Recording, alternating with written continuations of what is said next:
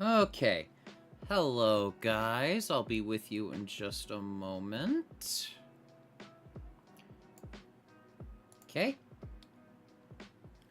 Okay, hi, guys. So, I know this isn't my usual live 2D model, but I can tell you guys it is a very good reason, because I am doing my very first HandCam stream in what feels like ages, and it's for a model kit that I have been very eagerly looking forward to for a while. So today, we are going to be building the Shokugan modeling project TimeShadow, or SMP for short, and they have been, like, my newest obsession when it comes to model building, or snap model building, if you know what I mean.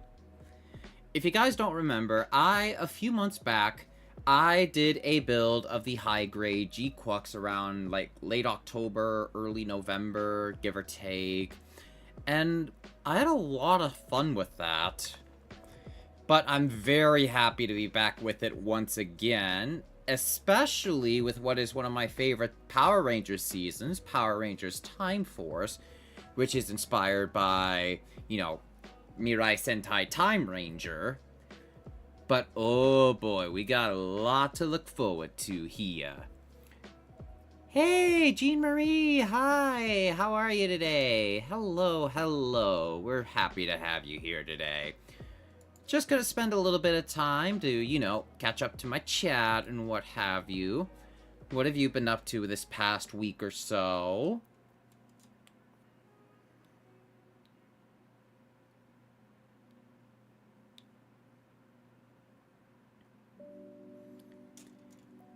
Yeah, I got everything ready. I got my little handy-dandy box. I got all my little bits and pieces and what have you with all the runners. Gotta make sure everything's ready. Yep.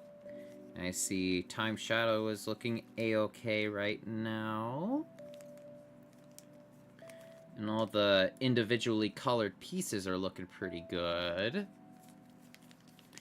But I cannot wait to show you guys what I've been building this past month. Okay. Because I did also build the SMP Time Robo, which was a lot of fun, even though it was kind of frustrating in some aspects, but you guys are going to really like what I have in store. Yeah, you wouldn't like it, but I'm invading players in Dark Souls 1. Ah, so you're an evil player in Dark Souls. How's that going?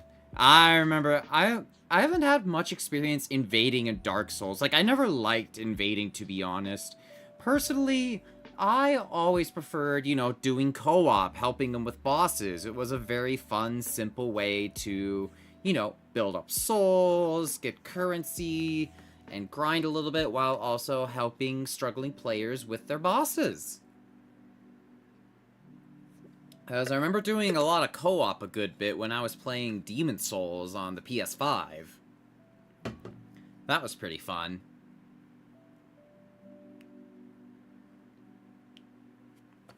Hang on. I gotta make sure my keyboard is tucked all the way in. I really want to make sure it does not fall down. I'm trying to get it out of the way so you guys can see all the model making and all of its beautiful, beautiful goodness. Okay, got my little toolkit here with me. We're almost ready, by the way.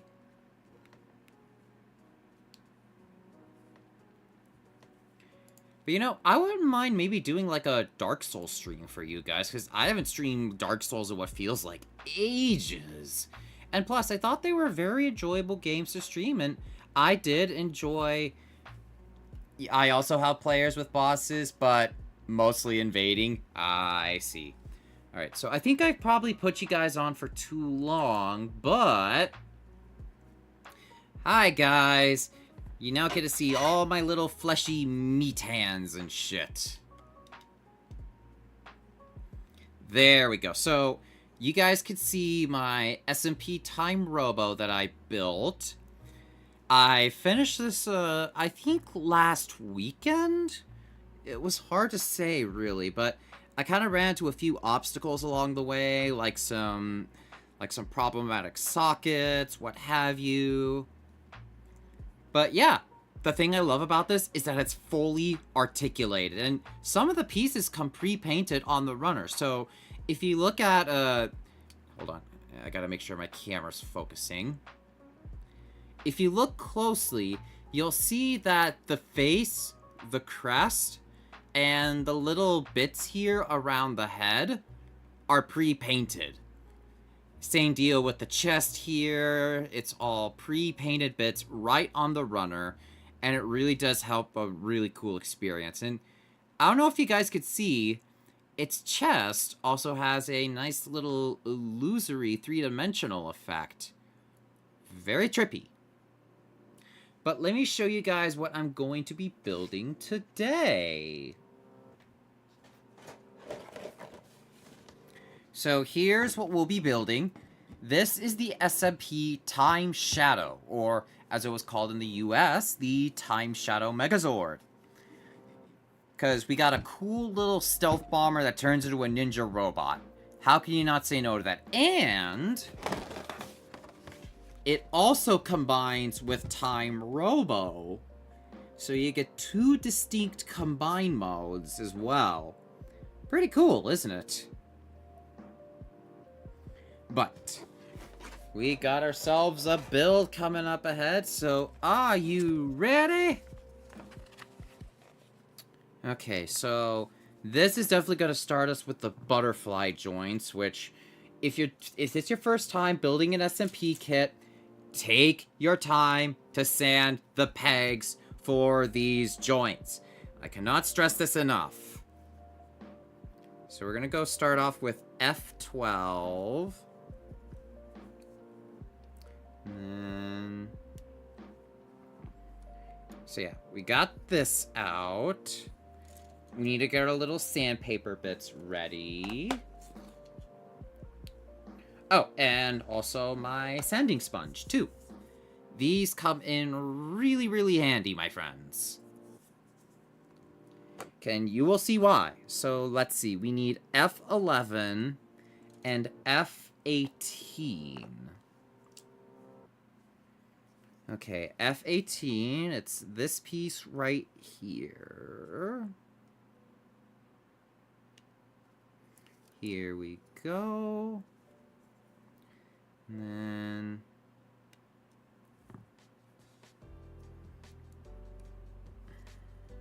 come on.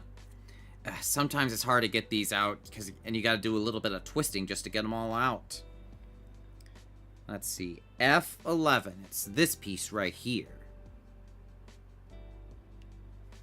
Here we are.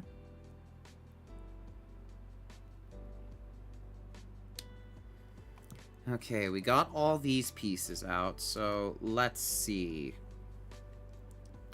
According to the instructions, it wants us to insert it in from the bottom here, because you see the little grooves in here. So, to take your time, what we'll want to do is we want to sand the pegs down a little bit. So,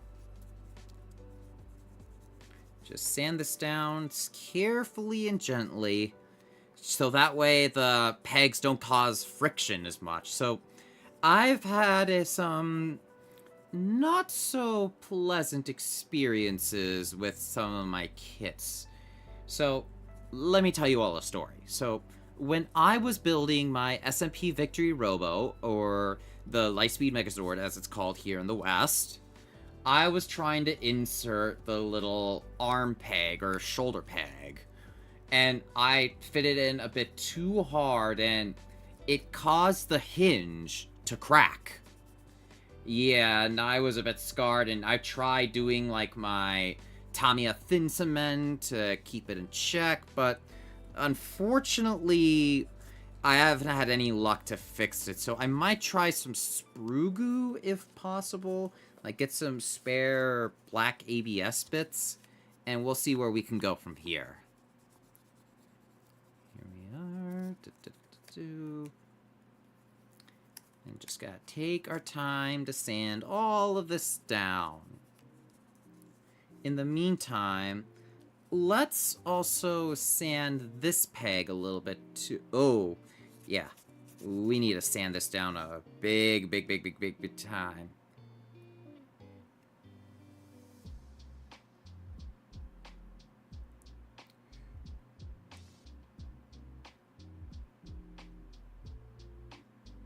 There we go. Got some of that excess gunpla dust off a bit.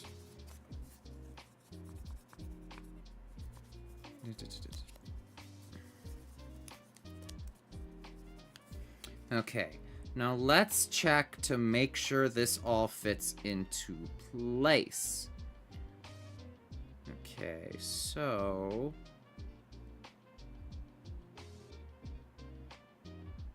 Okay, it still needs to be fitted up a little bit. So, outside of gaming, everyone, what hobbies do you guys have? So, as you guys could tell, I am a very big Gunpla and Minipla nerd. It is easily one of my most fun hobbies that I have outside of gaming. It just feels so cathartic to put something together yourself. The only downside is you're basically the quality tester. But, that's what happens when you do get model kits. It is what it is. Because, yeah, you gotta make sure all the pegs are good. Make sure joints aren't too tight, or yada yada yada.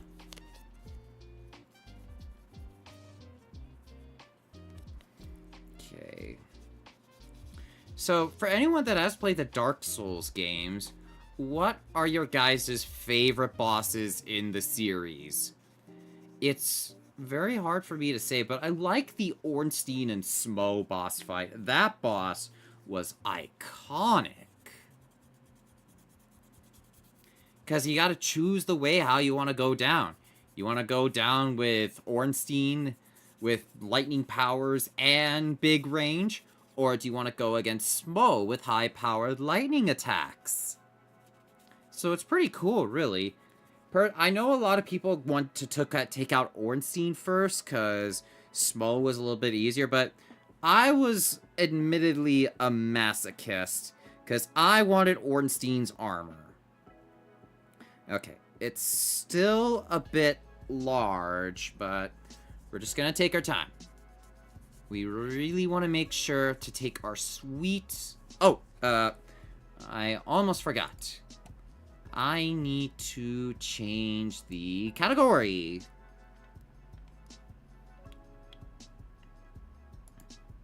Let's see.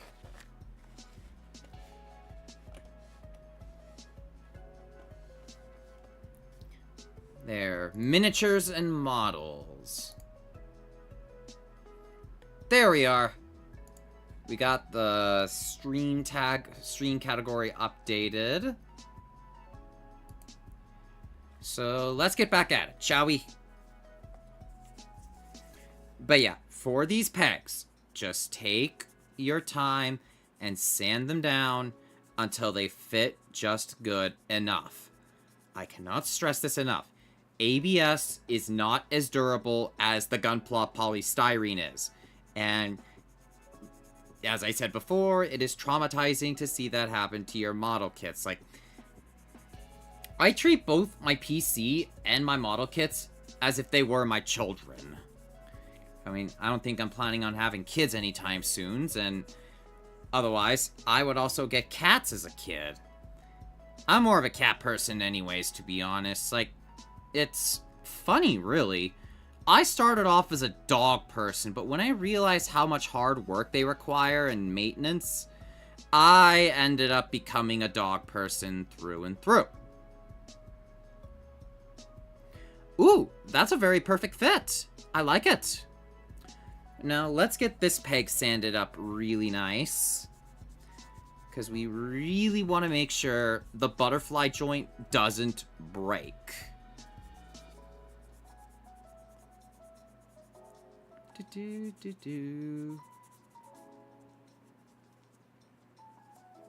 Say, has anyone else played Uma Musume lately? I know the 1-year anniversary is still going on, and we're getting a shit ton of free temples. Let's see. But other than that, if I'm gonna be honest, I'll admit life has gotten challenging. Because it's gotten a lot hotter over where I live. Let's see. We need to make sure this aligns with this down here. Let's see if it fits through a little. Okay. Still needs a little bit more sanding. So we got some 1200 grit sandpaper with us. And we can carefully whittle this down as if we're chopping a tree in Minecraft. Speaking of Minecraft, I've been making a lot of progress over on my base. And I will be very excited to show you all what I have to show you guys. But I think I already showed it to you guys during my last few minutes of my birthday stream on Monday. I will say, that stream was a lot of fun. I was just so happy to just get all my friends and mutuals that I wanted together. Oh, hold on.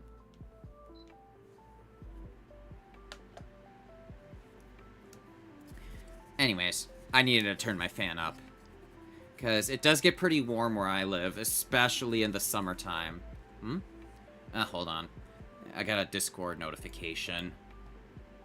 I swear, if it's one of those, yep, it's a bot. It's a bot. So, your favorite Souls boss, Demon Souls Tower Knight, Dark Souls 1, Gaping Dragon, Dark Souls 2, Skeleton King, and Dark Souls 3, Dragon Slayer Armor. Ooh, all good choices. It was hard to say what my favorite boss was at Dark Souls 2, because I was never really able to finish it back then. I just got too frustrated by the enemy placement, and I just kind of called it quits. But Dark Souls 3, I like the Abyss Watchers a lot. It was such a cool fight, both narratively and mechanically. Okay, let's get the 2000 grit sandpaper, and then whittle down the peg a little bit more.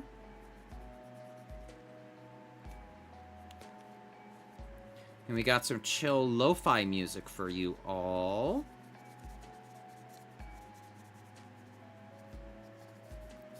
Because honestly, I just want this to be a nice chill stream. Because I was originally going to think about streaming Cobblemon today. Or yesterday, I mean. But I thought, hey, since my SMP model kit is coming in tomorrow, I thought I'd just wait it off a little.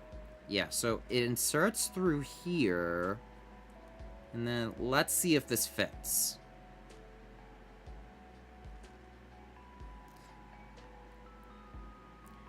Okay, there's still a bit of force, so we need to take our time.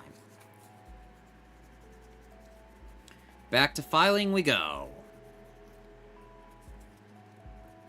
Because, like I said, you don't want to risk getting these butterfly joints damaged. Because if you end up taking out an important piece like that, you're basically SML. Hey, Frank, welcome. How are you? To be honest, this is your first time seeing the model being I'm so hyped about this stream. Well, happy to hear. Because as I told you guys, I did the high-grade G-Quux a few months back, and it was such a fun build. It was like a fun build, even though the stickers were pretty frustrating, especially trying to get on those red stripe decals. I was like, oh, fuck. Why do I have to wrap all these stickers around such convoluted shapes? But how are you today, Frank? Hope all is well with ya. Oh, and we got a special guest here that isn't with us. So I got my friend Lily Morgaine to watch over us as we build. So keep her in your prayers as she is sick right now.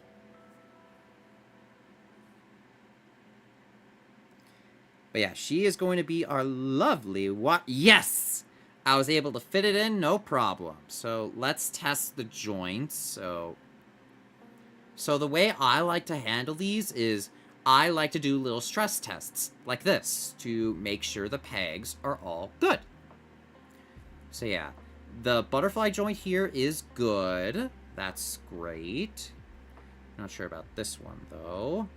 Okay, so next up, we need BG23 and A6.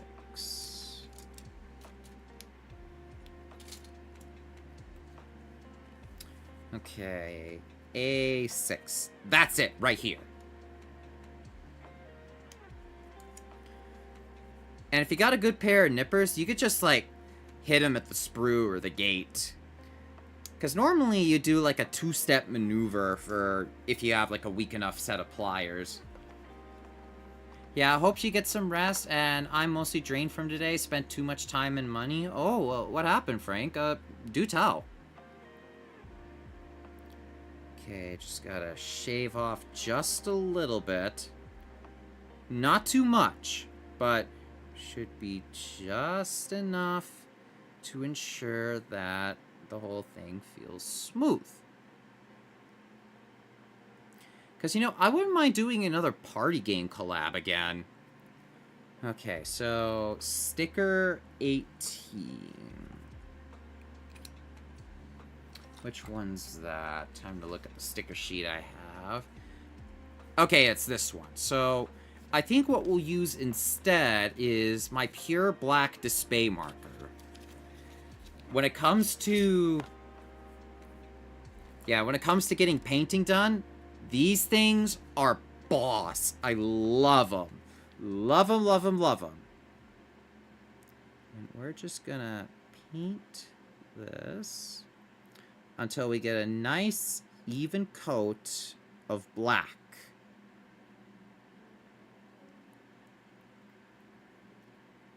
Okay, a little bit squishy. Just keep at it. Okay, I think that looks good enough. We'll put away the black for now. Most of it stemmed from showing up to an in-person interview, only to find out as I'm there, I'm waiting for that manager wasn't even there. Oh god, I always hate it when that happens. I handled it great because I know not to shoot the messenger, but how the hell do you even allow an AI to schedule things while the manager isn't present? Fucking preach. Fucking preach on that. Because AI has just been nothing but a mess in our lives currently. I mean, I'm all for, like, AI to help with basic stuff, like, you know, filing our taxes, or doing mundane stuff, like, I don't know, maybe custom fitting your resume for different jobs. But here where we're at right now, and everyone's just nickel and diming thanks to generative AI, but thank God Bernie Sanders is fighting the good fight for us. Exactly. Assist, not complete. Because the way I see AI is it's a tool. It's a tool. It should be, first and foremost, a tool, not a replacement for human employment. There is a very stout observation in that. So let's see. We got the G runner, so G23 is our next one. And I was also watching like a whole video essay review on Crash Twinsanity, if anyone's ever played that. Like, that game was an unfinished, buggy mess, but I had a lot of fun with it regardless. Let's see. B10 and B21. I just gotta let this...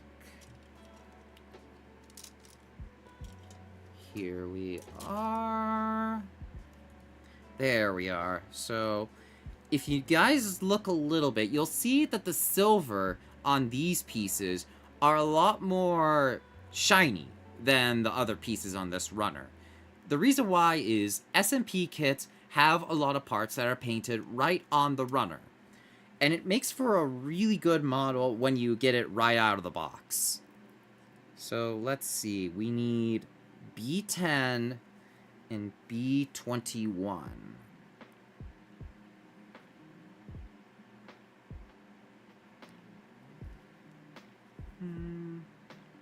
Okay.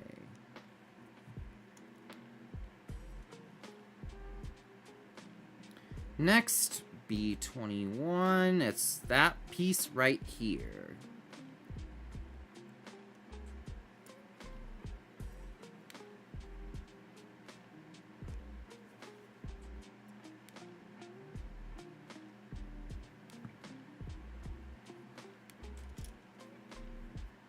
Okay, we should take our time with these pegs as well.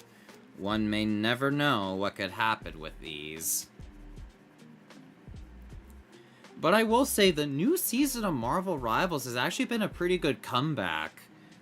Because they're actually doing like mid-season balance changes more frequently again. Because they recently released a patch that nerfed Deadpool a little bit. That nerfed Elsa Bloodstone.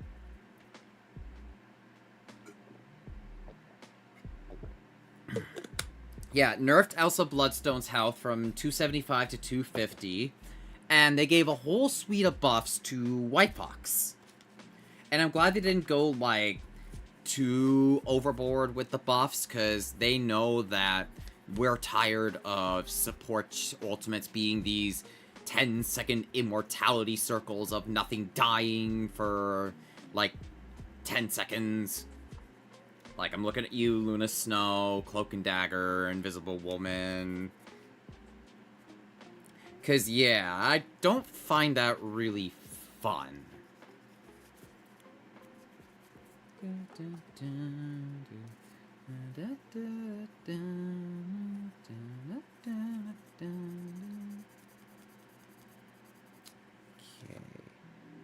Okay, so it needs to be in this way.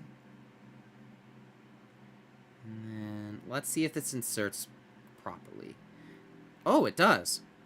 It's a little tight, but we can sand it down a little bit more.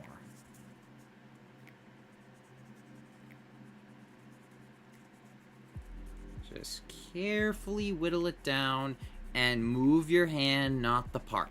That's how I like to do it. Move the file, not the part. And when you get that motion through, you'll be able to be a pro at sanding things down. And just carefully sand it down, just so it makes for a nice, secure fit. Okay, now that that's done, let's try this again.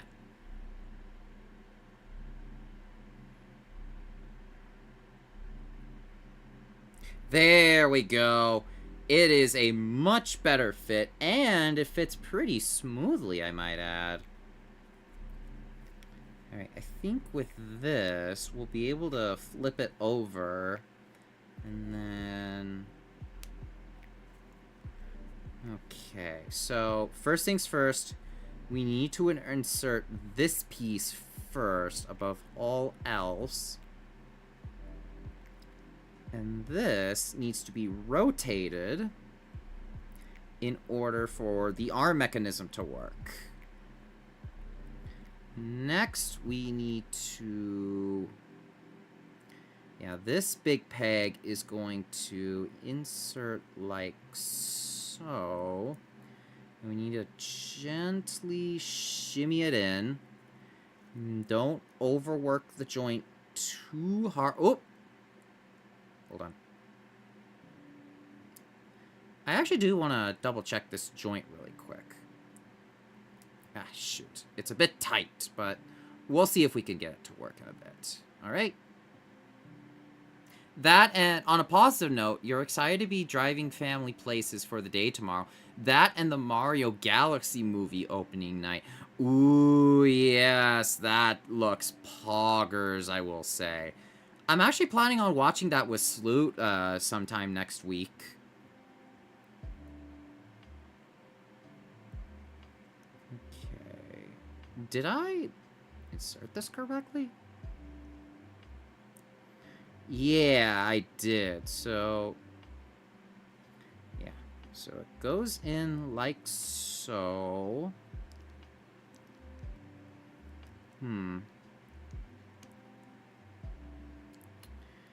Okay. Yeah, it's definitely in the way. I could tell.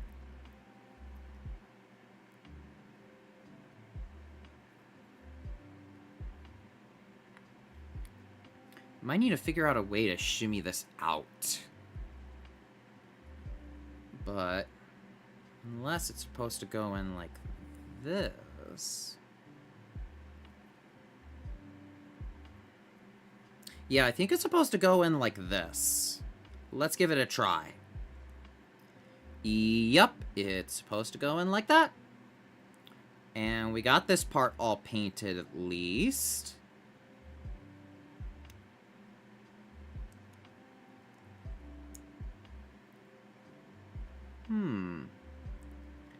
Let's see. F11.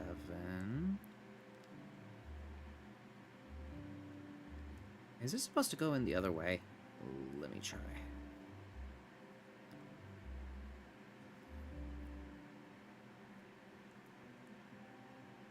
There we go.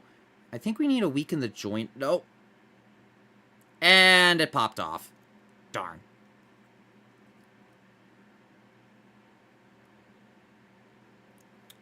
Okay, so... yeah, I think I inserted it correctly, like here.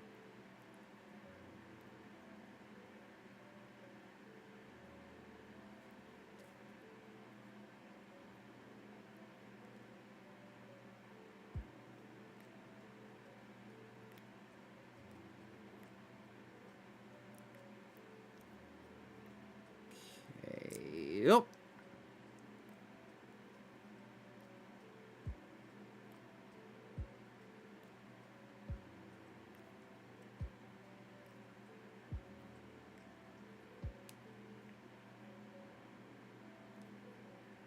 Oh, careful, careful.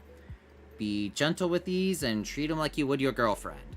But yeah, I'm really excited for the Mario Galaxy movie, and especially like the new teaser poster they did of a certain Nintendo character that I will not spoil.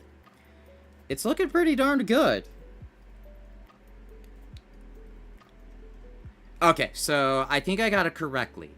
The little chair stub part here should be pointing... yeah, should be pointing down. There we go. And we can insert this in, thus completing one of the arms. There we go. I don't know if you guys see, but we got ourselves a nice little piece right here. Alright, next. An ace of his field whom we miss dearly. I know! Alright, next, the instructions want us... we're gonna go do the forearms, which will become the wings. So we need to get A3, B19, and B2. Heh, 2B. You know, when it comes to Nier Automata, I always preferred A to B. I'm sorry, not sorry for the puns, folks. But, you know me. I am a dad joke connoisseur, and I'm an energy vampire. I'm a really bad energy vampire. Oh. Let's see. B19. Where's B19? There we are. Okay, so... excellent.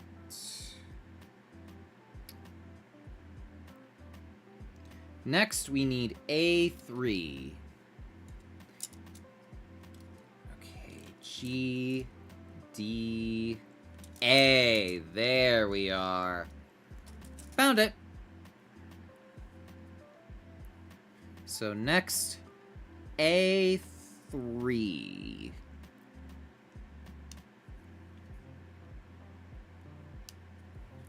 Good.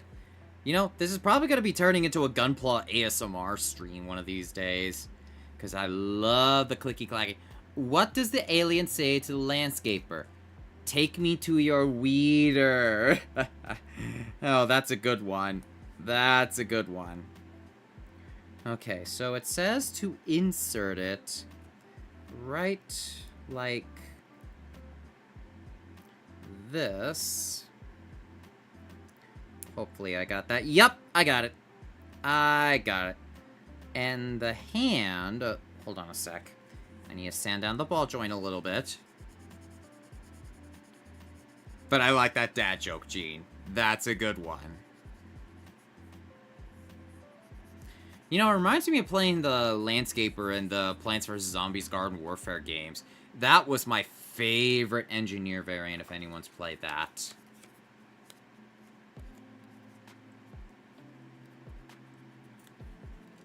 Okay, we're gonna insert it like so. And we're gonna have it so the hand is pointed outwards. And... okay, how does it want us to do it? So, it wants us to insert it into this little peg here. Gotta line it just a little bit. There we are. Next, we need G1.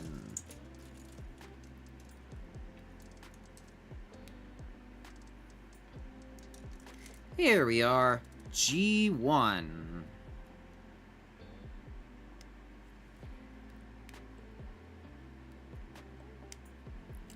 The Weed Buster made a lot more sense in Garden Warfare 2. Oh, yes. I also like the full auto firing rate of it. It was just so much fun to mess around with. And it really does help with the muscle memory a little bit.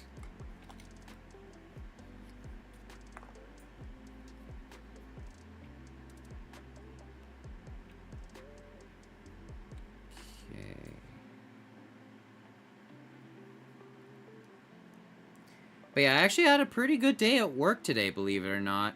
It was thankfully nowhere near as heavy as the hellscape that I was in, what, last Thursday? That was fucking insane. Alright, and we got ourselves an arm. Well, almost. Okay, a sticker goes right here. And we need number 24. It's this one right here. So, we need to get the curved tweezers out. These are my go-to tools whenever I want to get stickers out. So, you'll want to bend it just a little bit. Take it by the edge. Yoink it out of the sheet. And then, we'll carefully... we'll just maneuver it a little bit so it carefully applies over.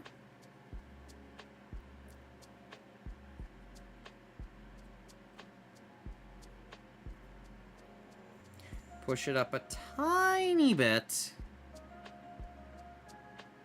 And then we're gonna emboss it a little bit for that nice three-dimensional effect.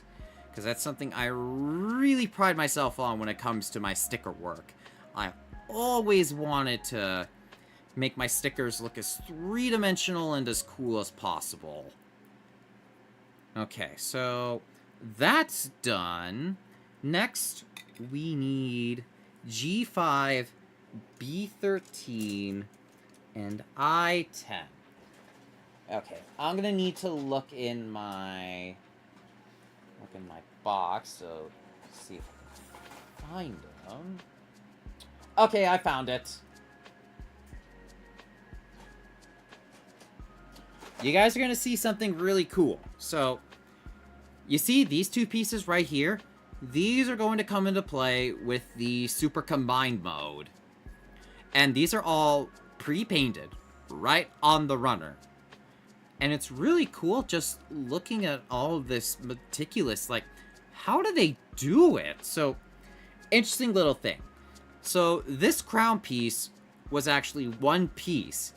It would open up and would wrap, and in the original deluxe toy, it would open up and wrap around on Time Robo Beta's head, and if you close it up, it'll become the crown for Time Robo Alpha. So let's see. We need I-10. Okay, so this is where we're going to need the double snap maneuver. So snap. Snap. And then as flat as possible. Snap. Snap.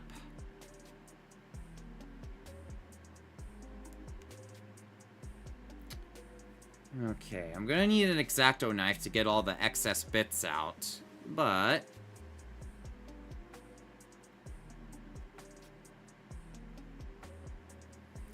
yeah, we just gotta scrape out the little inny bits here.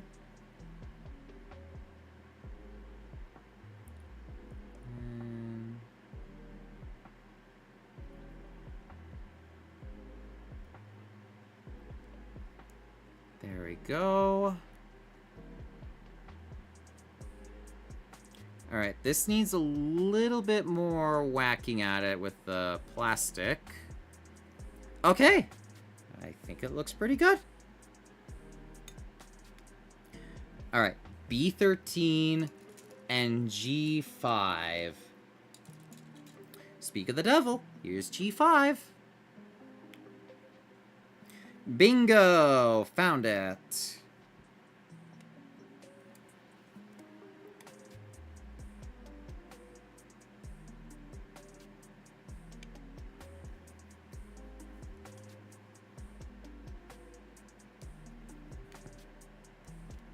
Okay.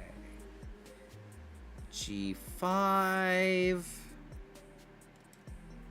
Next, we need B13.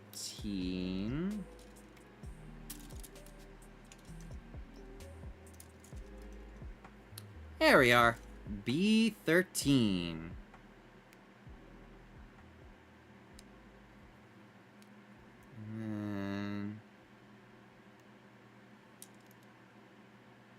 Okay, that ought to do it. And we're going to need to sand that part down a little bit more. So we can get that little gate material off.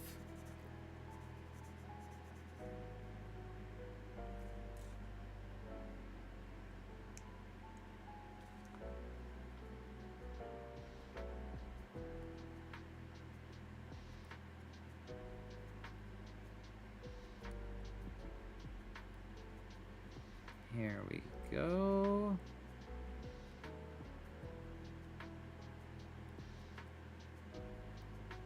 Excellent. Next, we need the tweezers, and we need to put in sticker 27 in it. Because this is going to be the little shoulder cannons for the TimeShadow Alpha combination. And unfortunately, there's no other place where we can paint. So we have to interact with the... Oop. A little bit like this. Hey, Dora Kaiser! Welcome! Hello, hello! I don't know if you could see a little bit, but we got a nice little cannon reticle going on around here. But how are you today? We're happy to have you here. And then this is going to... Careful. Come on. Didn't really fit in all that well. God damn it. Hold on. I need to make sure... Wait. Okay, I figured out what I was missing. So we need to insert this into this part here. And this will allow us more firm placement of the little barrel. But yeah, right now we are building the SMP TimeShadow, aka the TimeShadow Megazord, as it was called in Power Rangers Time Force. So, you know, that does remind me. Did anyone else watch Power Rangers Time Force? Because that is honestly probably my all-time favorite Power Rangers season. That and RPM. It's always the one that have like the more widespread mature appeal that appeals to me, funnily enough. There we go. Next, we need to place this over this. And we got an arm. So let's go and get this into arm mode really quick. Oop. I didn't close this in all the way, but we got it. So yeah, these are the little shoulder cannons that we see here. And then flip this, pull this, and we got a TimeShadow arm.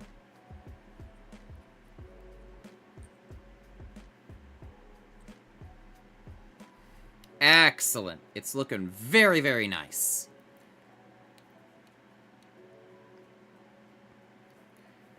Okay, on to butterfly joint number 2, Electric Boogaloo.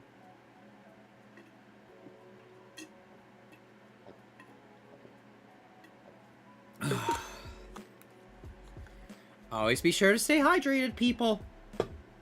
Especially in this day and age. Alright, so we need ones from the F runner. So these are going to come out and play. So we need F13, F19, and F10.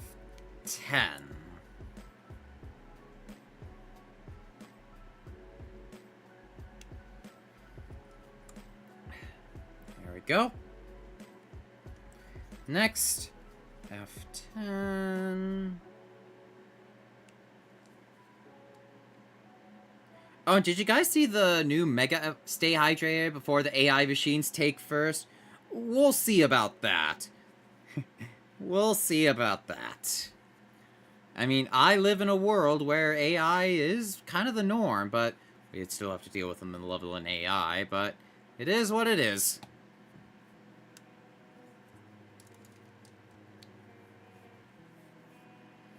Here we are. So, we need to put it in the underside right here. And when we insert this, we need to make sure that the little chair bit is pointing upwards like this.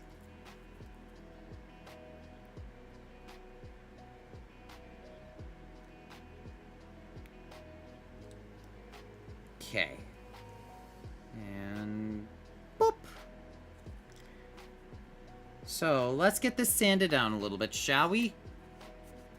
I don't remember watching the last Power Rangers. I do remember watching it when it first came out. Ah, so you were around during the first run back in '93.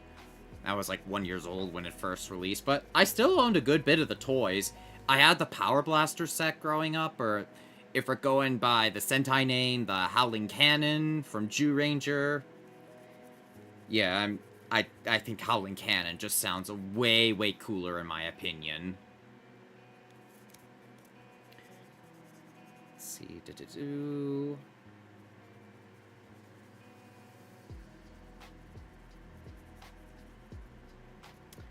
Here we are. And I have, like, some of the Thunder Zords, too. Like, I had the Thunder Zord Assault Team, or the Heavenly Chi Palace, as it was called in Die Ranger. And it was a shame I never really got the Red Dragon Zord growing up. But, hey, that's why I get the model kits now.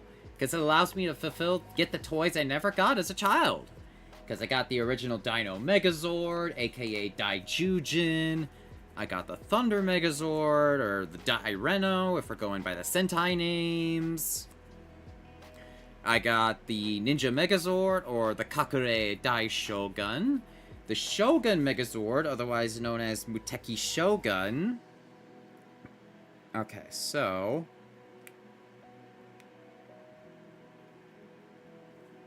I want to make sure this fits properly.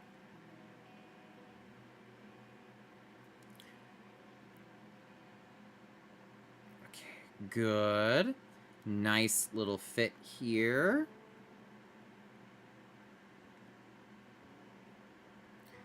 It's probably going to be a bit tight, but that's why we gotta make sure to stress test the joints.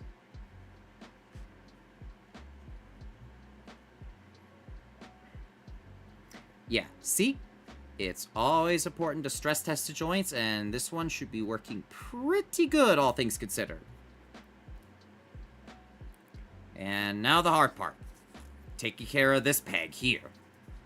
You always gotta treat your butterfly joints and your pegs as you would your girlfriend. You gotta give it time, you gotta give it love, and just carefully sand away the edges. So that way we can appreciate the beauty. Oh man, that's gonna be dumb dating advice that I'm probably gonna give myself later on, aren't I? Like real butterflies, I suppose. Yeah, like that. Exactly. Just like butterflies.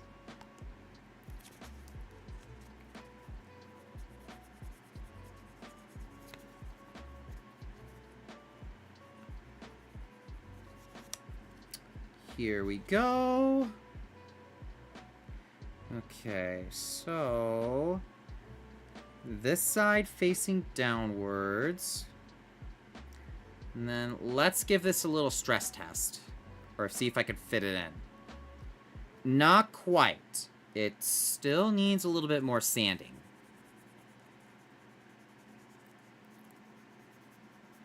There we go.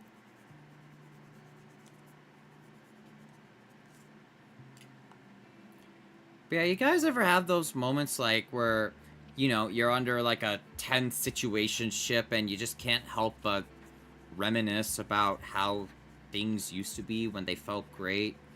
Yeah, I'll admit that's kind of what I'm going through right now. Like, having these situationships are not fun, I will say. Because it's not fun when, next thing you know, first thing, you're making a lot of progress on your friendship, you're having the time of your life, you're king of the world, and then all it takes is just one random little mishap to mess everything up, or other factors outside of our control.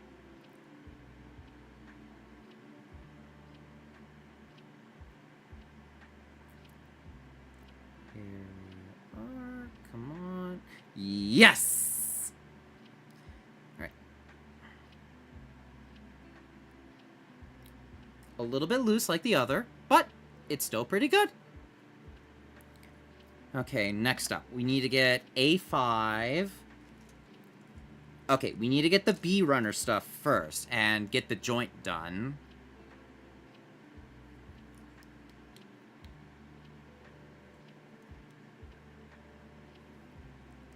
Okay.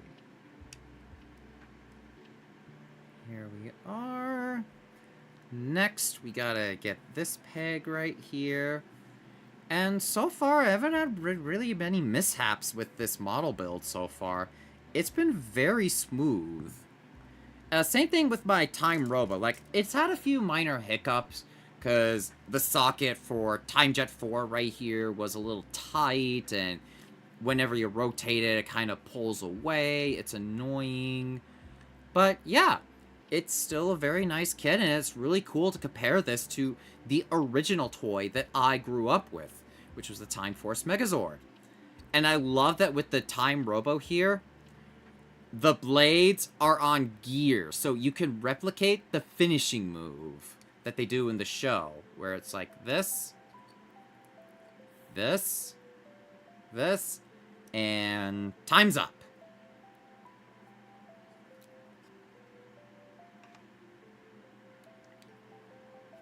Okay, back I go. So let's sand this down a little bit before anything else. I will say, I didn't really get too much sleep last night. It was one of those nights where my anxiety was just keeping me up, not to mention I was dehydrated. It's very easy to get dehydrated down where I live in the desert. Not fun, and one of these days I wouldn't mind moving up to the Pacific Northwest. so I could be near my family a little bit more. Okay. Gotta insert it. Yeah, it's supposed to insert like this. Nope, wait, did I get it right? Okay, so yeah, it's supposed to go in that way.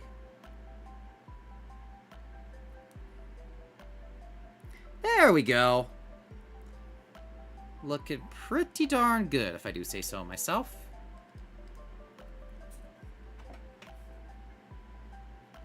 Okay, so let's continue at it. So we need to get A5 and G22.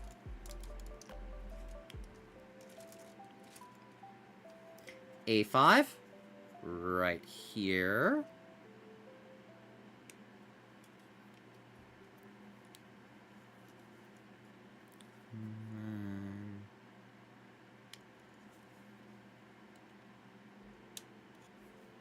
Excellent. But before we do that, we need to go paint that little black bit, just like we did the last one. So, display pure black, time to do your magic.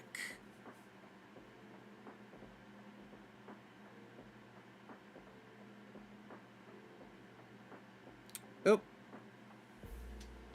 We're just gonna give this a nice, thorough coat. We'll let this dry for just a few minutes. I gotta get our trusty toothpick out and scrape off the excess paint. Thankfully, it's very, very easy to fix these issues.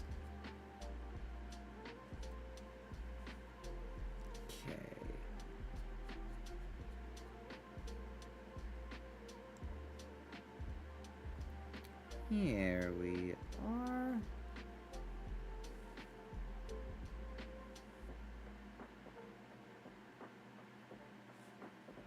There we are. All nice and erased. Wait. Yeah, there's like a little bit of an indent in there. So we're just going to take back the jet pure black out. Get the little problem area. And scribble, scrub, scrub.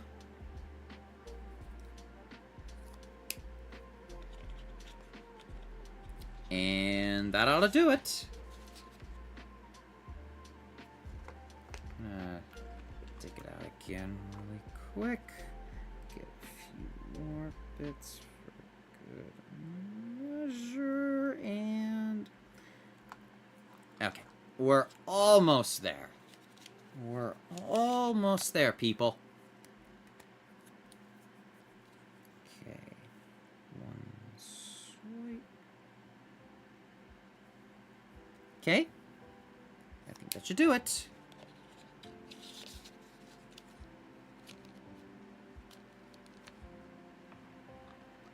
Toothpick, toothpick. There we are.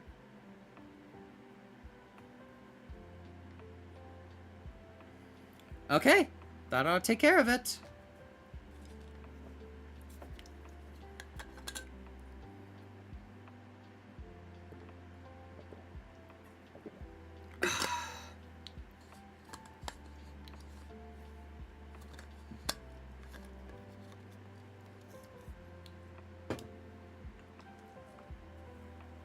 Now we just need to sand off the little bits here.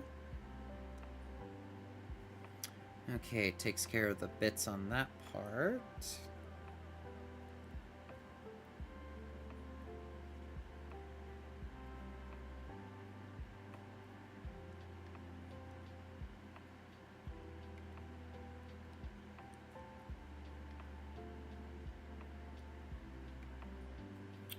Okay.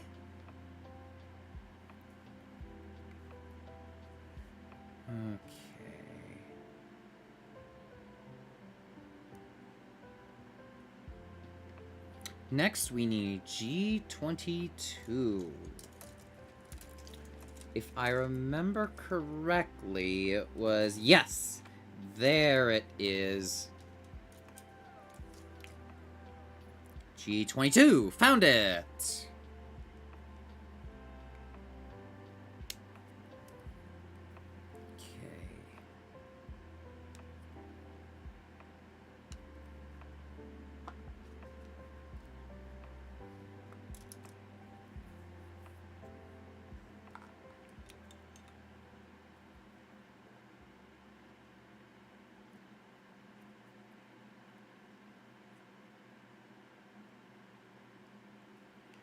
Love me some good old lo-fi music to get me through a chill evening. Okay, so we gotta do the same as before. Shimmy this piece in. Just hinge it. Hinge it. Just carefully hinge it in. And bingo! We got it in. Yay! Okay, everything looks pretty good here as far as the joint concerns. Not overly tight, but not too bad. I like it. Next, we're going to... Okay, so this is supposed to insert here.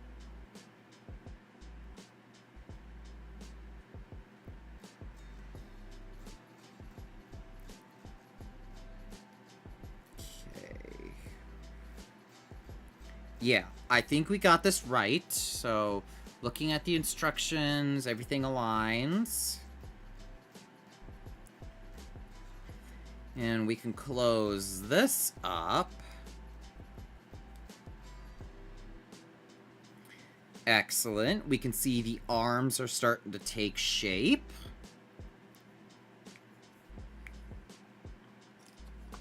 Next, we need A4.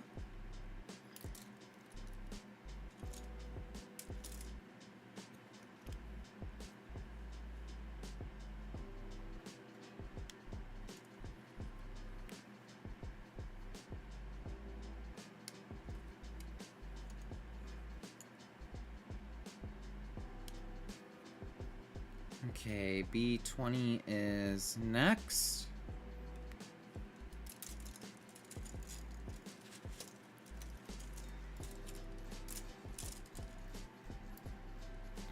We need to get this. And then... Oh yeah, did anyone see that new Pixar movie that came out earlier this month, Hoppers? I've heard good things about it, and it's by the guy that made We Bare Bears, if anyone remembers that show. That actually wasn't too bad. Well, I never watched Hoppers, but I did enjoy We Bare Bears. You could say the show was bearable.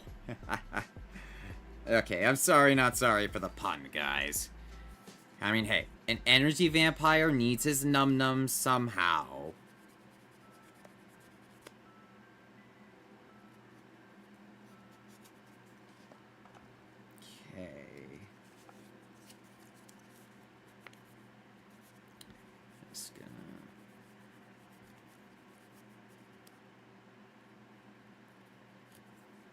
Excellent. So, okay, so needs to go in like this.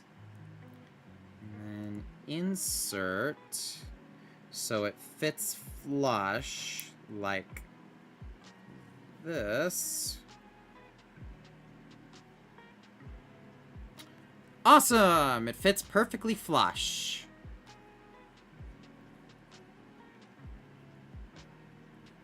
Oh! I gotta make sure to file this down just a tiny bit. Yeah, be very careful with the X-Acto knife. It is very, very easy to mess up and get, like, little chunks of plastic cut off. I had that happen before with my high-grade Barbados lupus. It was, yeah, it was a frustrating experience, to say the least. But I've learned a lot in my decade of building Gunpla. Okay, so now we need to insert this in.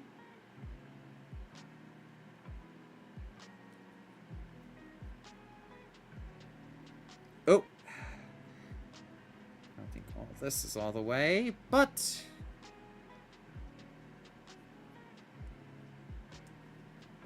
okay, we need to.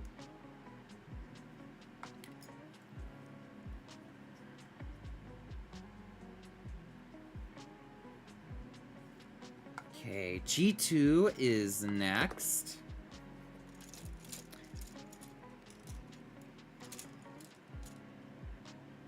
There you are, G2.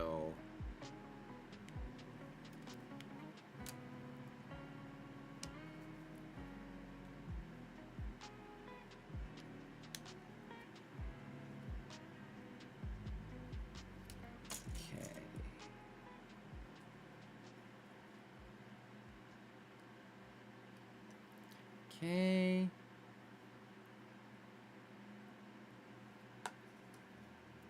And then we'll insert this up here.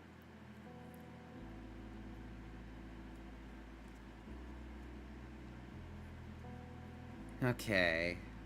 Hold on. Is this on right? I kind of feel like... Yeah, it's incorrectly, at least. I mean, it is incorrectly. So we got that part right.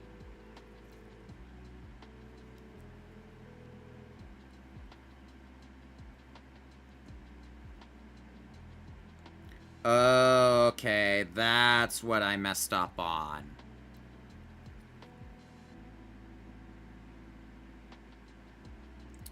There we go. Now we need to get the sticker for this one onto that part.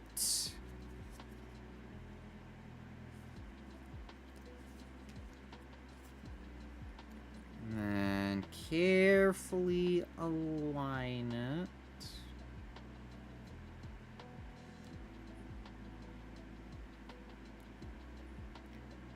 Make some minute adjustments as necessary. Alright, I think it looks pretty good. Now we just need to emboss it just a little bit.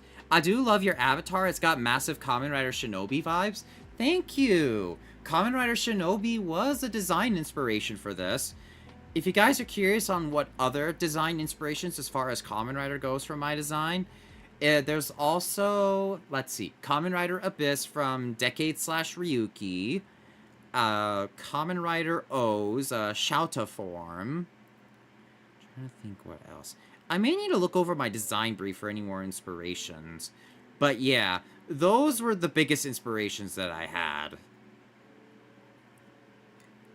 And there we go. It's starting to look really, really nice. Next, we need to get some other little goldy bits. We need, let's see, G6, like a G6, meow, meow, meow, meow, meow, meow, meow, G6. God, I remember that song was everywhere when I was in high school and college. It's amazing that the 2000s and, to an extent, the 2010s are now considered nostalgic, and I'm like, I feel old as fuck, dude. Like, dear God, I remember the days of the ancient memes, like lolcats or demotivational images, epic fails. God, that was the golden age of memes for a lot of millennials like myself.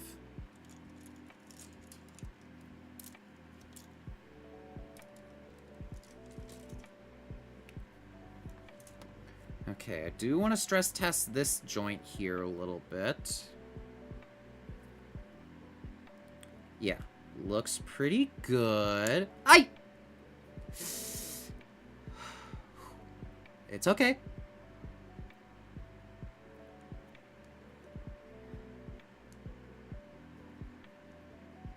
Yeah, that is why you be careful with the joints, people. Because otherwise shit like that happens. Hold on. There we go. Let me look at this one, too.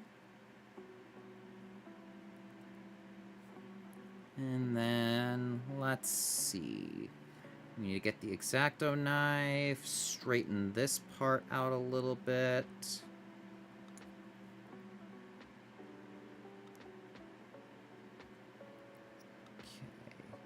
You know, I was also looking at Christian Antwise's video on Kosok Sentai Turbo Ranger, and it's amazing, like, looking at what the series is all about, because it was actually a very big piece on environmentalism.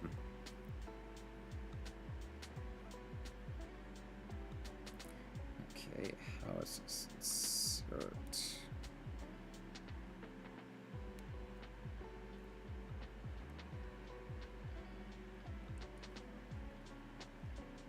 There we go. Getting the tweezers again.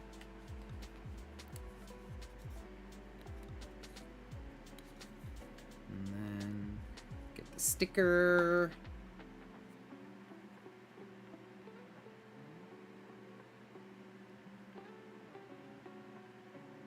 There we are. I don't know if you guys could see, but we do got a nice flush sticker, and the first try at that. Because normally it takes me many, many tries to get these in. Blame my perfectionism on that one.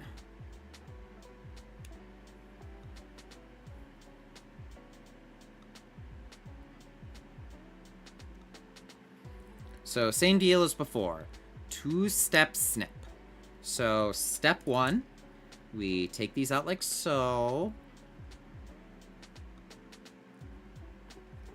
And then get all the little gold bits out.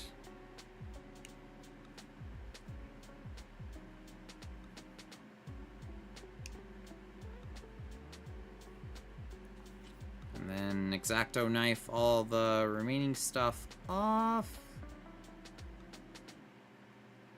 There we go. Starting to get into it. Well, not like super into it, but you get the picture.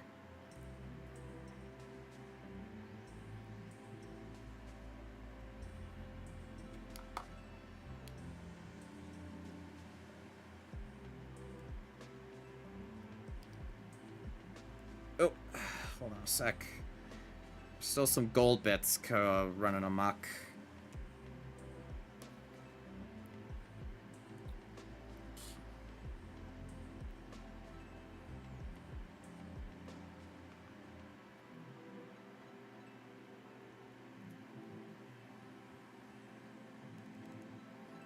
Come on.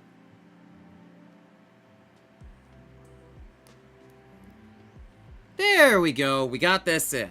Now we can insert this piece. Excellent. Let's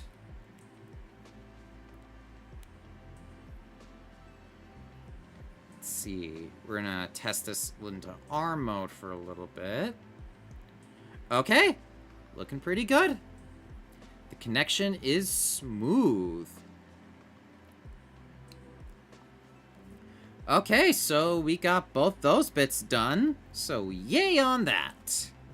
So that concludes the arms.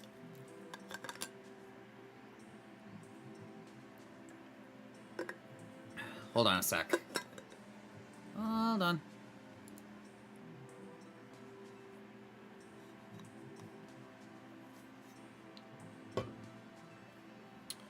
Okay, so it looks like our next bit is going to require some big pieces.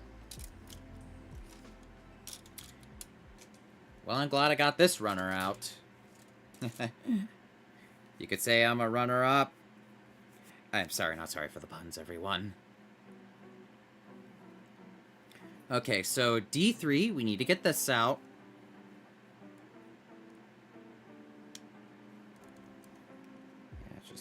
careful not to do any unnecessary damage.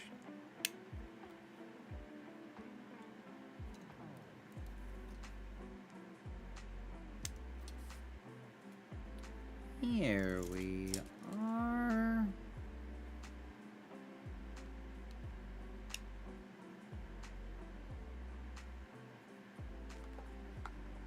Okay.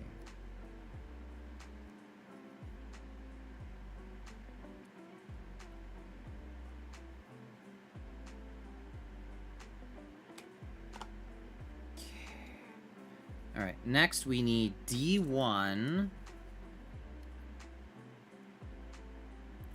Here we are.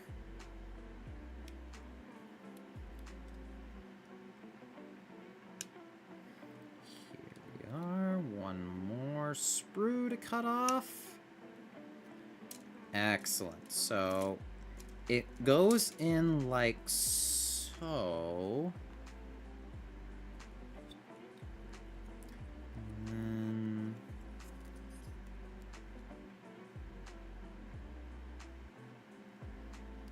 just do a little bit of friction testing. Swivel here. All right. Oh, I think I see what this is for. This is gonna be for the little waist joints for Time Robo Alpha. Okay, okay. I'm liking where this is going. Next, we need A9.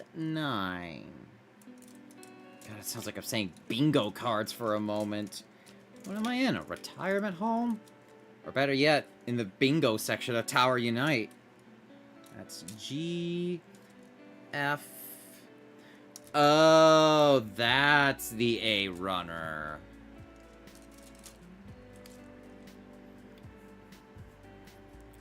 And then A9.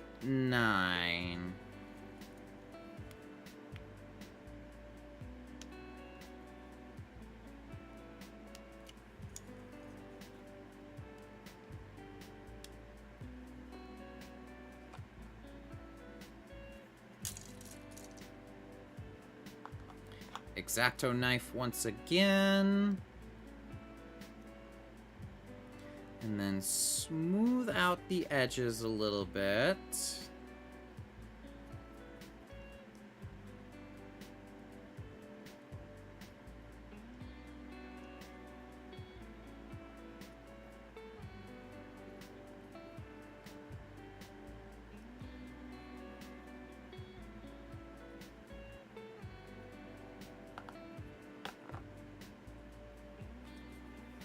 Okay, so these go in around here.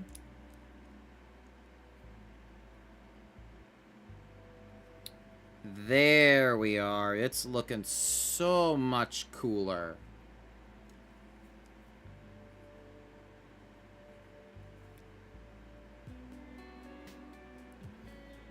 Okay, now we need to get the other one.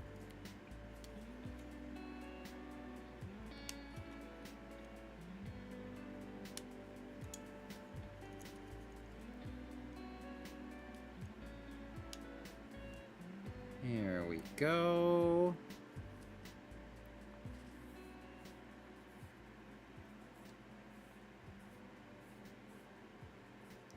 Yeah, I need to get these nibs off my mat.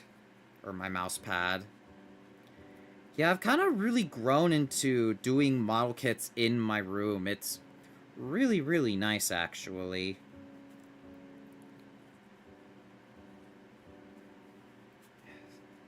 Yeah, I think I need to wash this in a little bit.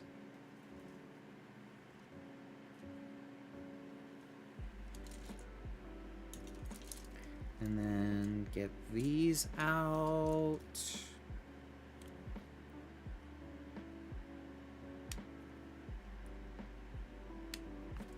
Okay. Here we are.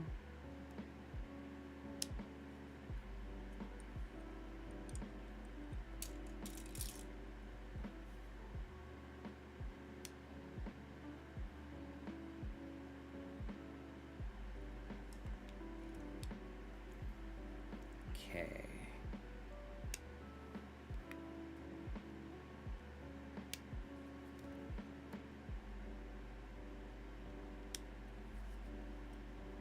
Okay. Oh.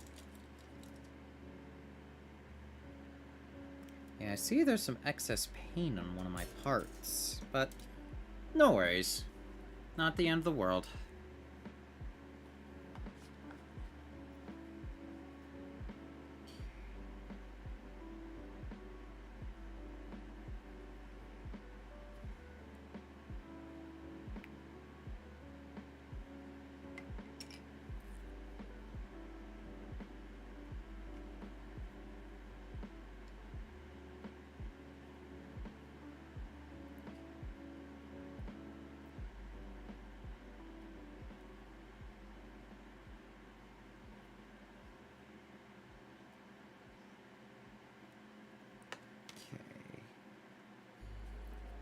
Next, we need to insert this into here.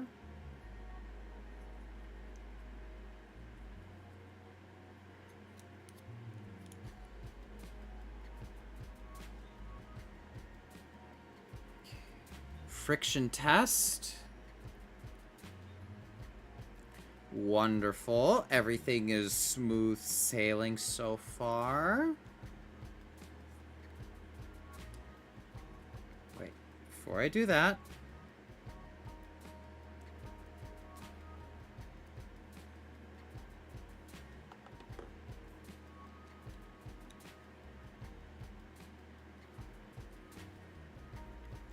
alright, we got these done. Now we need to get this big piece out. So yeah, this whole piece is pre-painted right off the run, or in its own little separate baggie. So we need to get I-8 and I-7 so we can insert them as like our little missiles of sorts. And as you can see, it's starting to take development.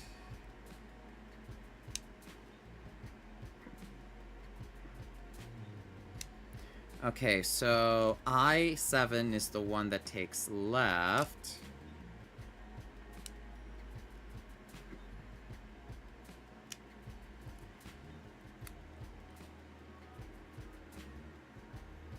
Okay.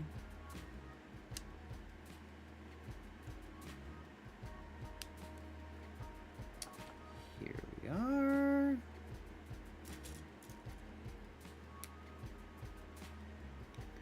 Okay, so they go in with this part sticking out.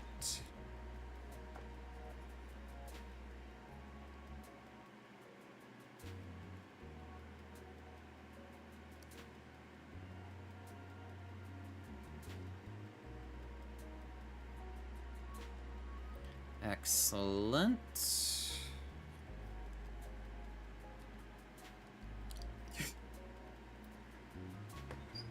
There it is. Safe and sound.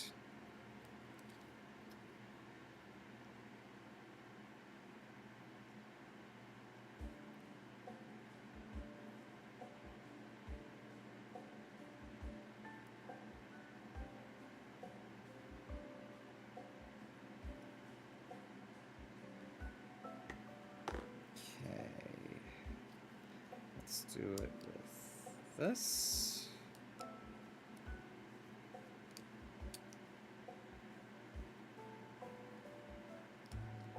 Or is it? Yeah, it's supposed to go in the other way. Let's see. Align all of this. And bingo! We got some cool little missiles or lasers or what have you. And let's get this one through while we're at it.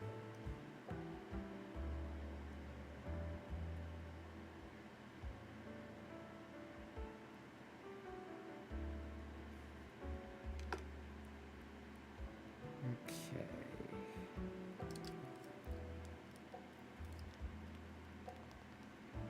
Nice. We got that inserted in. Okay, so this tells us to insert the arms in first. Yeah, we got the pegs good.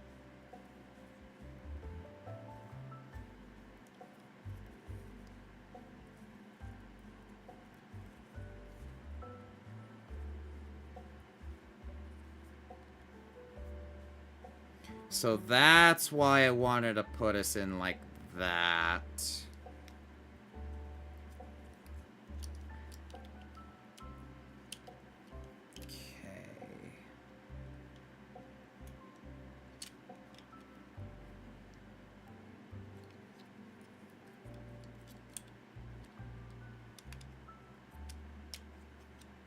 Wait, is it supposed to be in like that? Let me double check.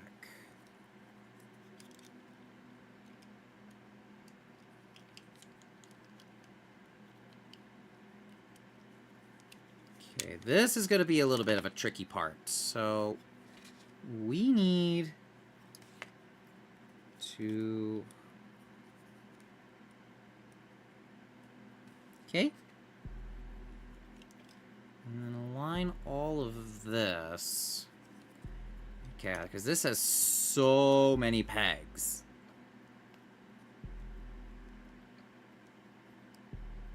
Oh? I don't think it was supposed to be in like that.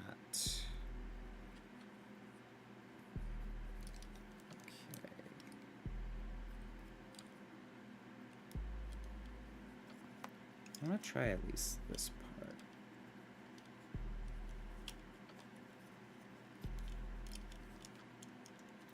Okay, careful. I really don't want to mess this up. Oh, I see now. You know, rotate them around like so. So they go in with these pointing outwards.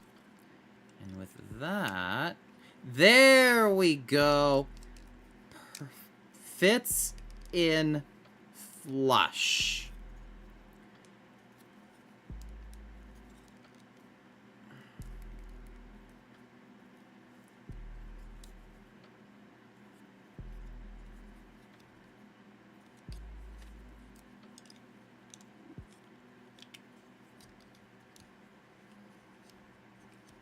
Oh.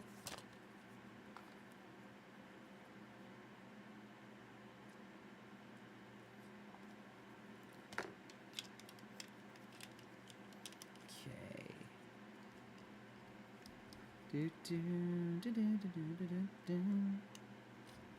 Oh. That was a close one. That almost fell out.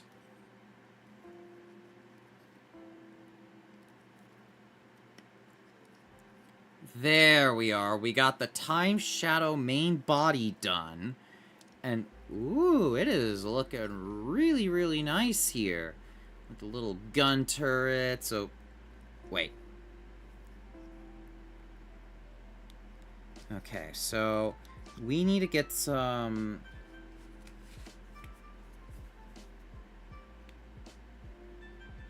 Yeah, we need 3 and 4. Yeah, I really don't like doing the pre-painted, like painting over the pre-painted parts, so looks like we have no other option but to use these.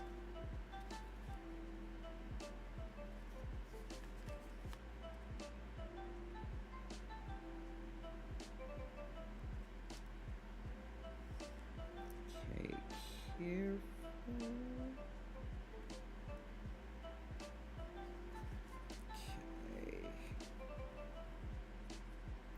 Emboss it a little bit so we could get the nice details and everything.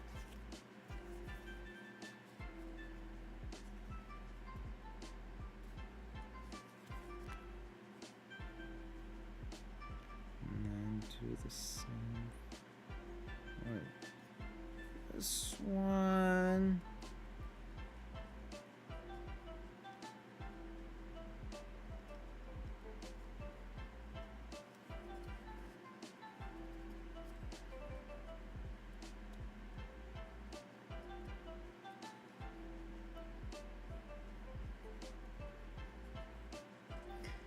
Excellent. So we got this done. Are there any other stickers that I missed? No, it doesn't look like it. So, good. Good, good, good. Now then.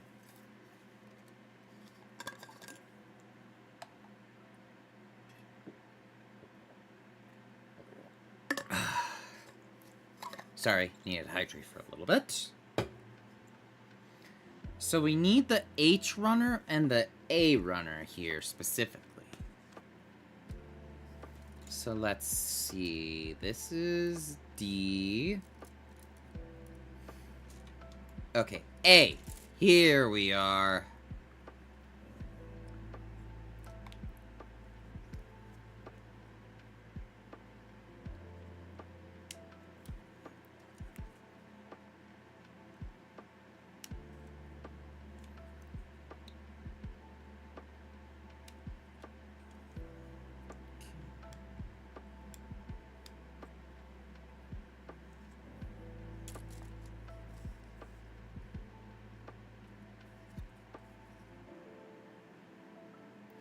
Push this up just a tiny bit. Yeah, I see how the arms form. So they pull out like that. Ooh, and the black part I painted right here is coming off nicely. Okay, so we need H18 and H17. Oh, yeah, we need... Where is the H runner anyways? Don't tell me it's in the box, isn't it? See... Oh, this is the H runner. It's the gunmetal gray looking one. So here we are. Okay, so we need H25.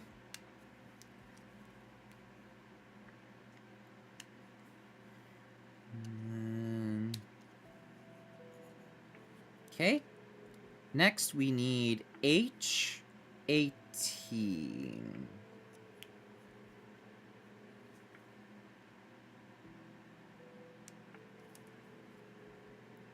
Okay. Alright, so it's telling us to insert it in a specific way. Unfortunately, both sides are pretty similar, so trial and error, I suppose.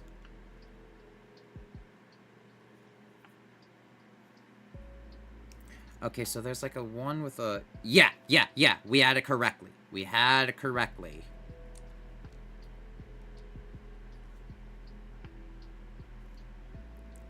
Hold on. Damn it. Oh, if only I had a part separator.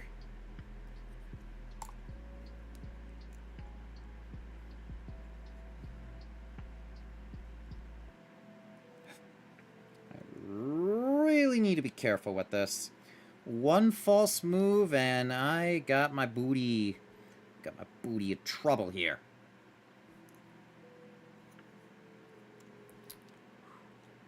Just gotta carefully push this out. Oh yeah, I need to get 817 as well while I'm at it. And this is where we could store our little Time Ranger minifigures. I'll show you what I'm talking about in just a little bit.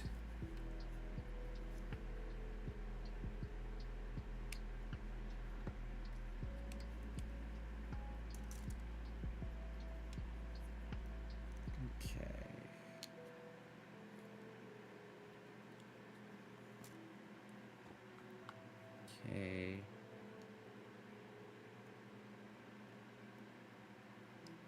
And then...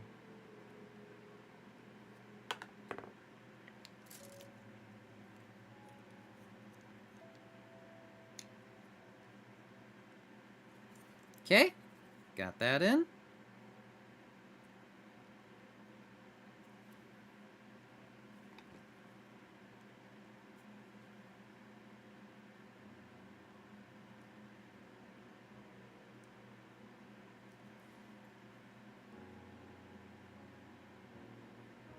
Alright, I think it looks pretty good. As long as it's not too heavily damaged, I think we should be okay. Yeah, it's got the inward facing part bit or whatever. Unless I could be wrong. Fuck me. Hey, Deno, is that you? Hi, KZLC, welcome. Well, I'm not Kamen Rider Deno, but I am inspired by Kamen Rider. You did catch me right there. But hello, KZ, welcome on in. And how'd you find my little channel in this wayward site? Okay, so here's the tricky part. This is telling us to put on a lot of stickers. And luckily, we got as many as we can muster.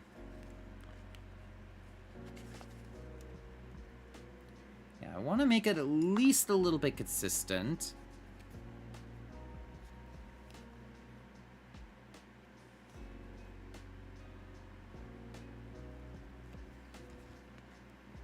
Okay.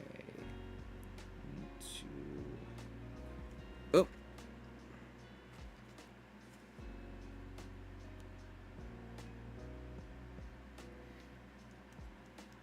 There we are.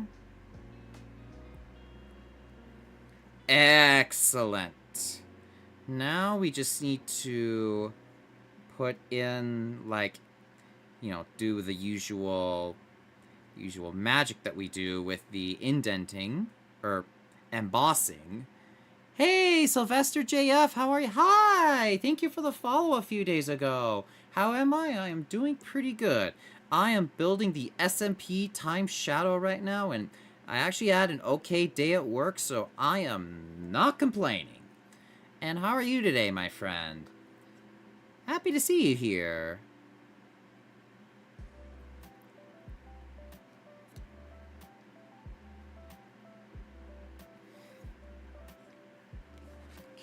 Next up, we need to get this part here.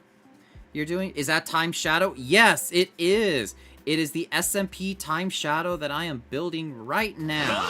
Oh, thank you for KZLC. Thank you for the follow and welcome to the Samimaro Dojo. We are happy to have you guys here. And let me get my Discord up for you guys.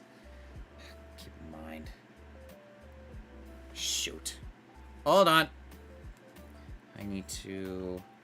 Let's move some stuff around, because I cannot feel my keyboard worth jack shit. Oh, thank you for the Discord, Frank. Thank you, thank you, thank you. That Kuga startled me. Yeah, Kuga is a very enjoyable one. Right? Ooh, thank you for the stretch. Thank you for the stretch.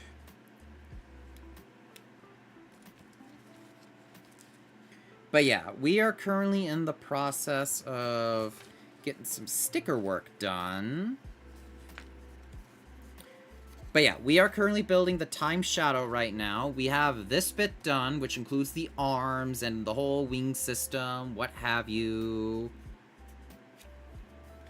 Let's see. Just gotta carefully glide it around and... Yoink!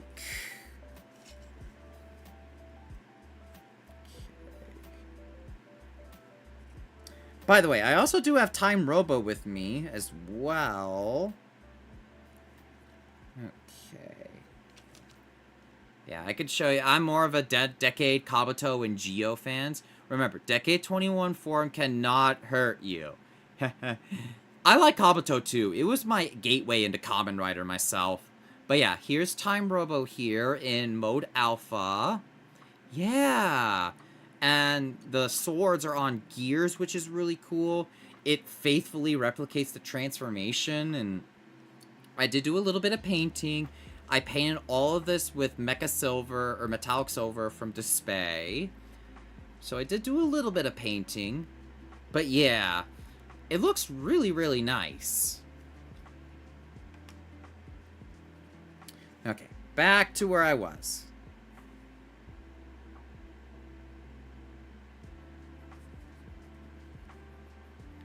And then let's get to some embossing while we're at it.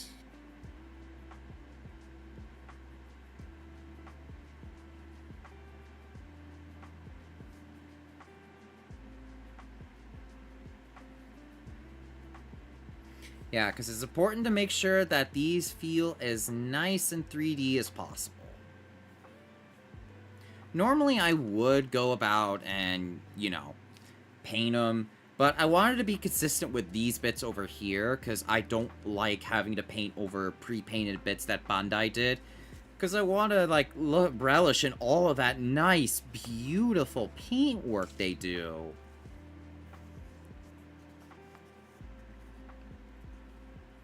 Okay.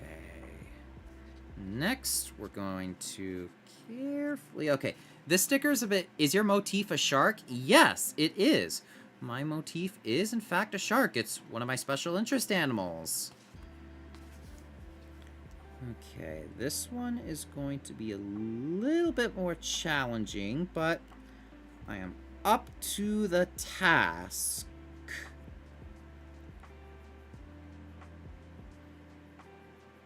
Yep.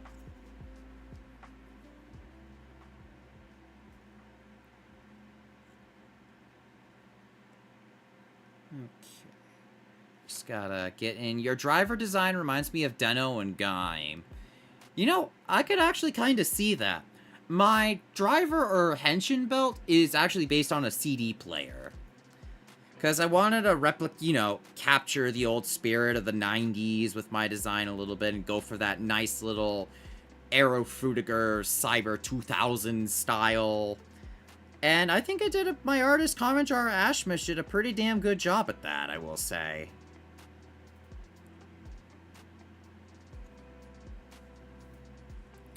Okay. Next up, we need to get all of this.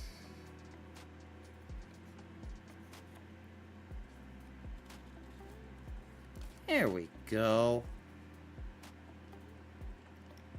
Carefully.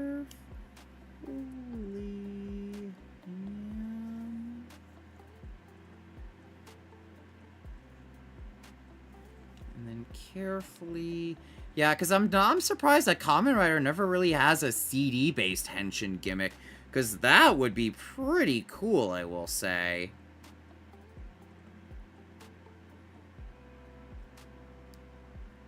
Okay.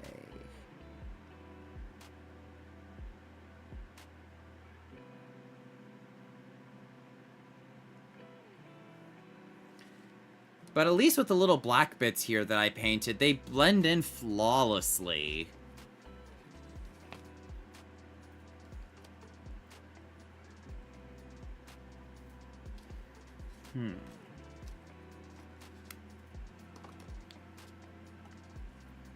Okay, with that, we'll be able to fit this in.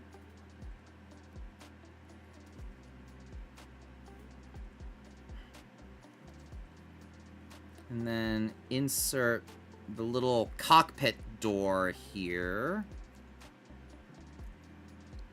It still needs to be fitted in a little bit more. Yeah, closest was the Gaia memory drive that resembles the USB drives. Oh yeah, I know what you're talking about. The Gaia memories from Kamen Rider Double. Those were a pretty fun little gimmick, I will say.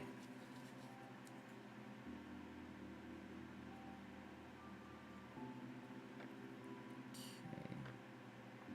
Yeah, I think everything looks pretty good. Let me flip over the instructions. Yeah, Fize had a CD player that turned into a brass knuckle. Yeah, I noticed that. And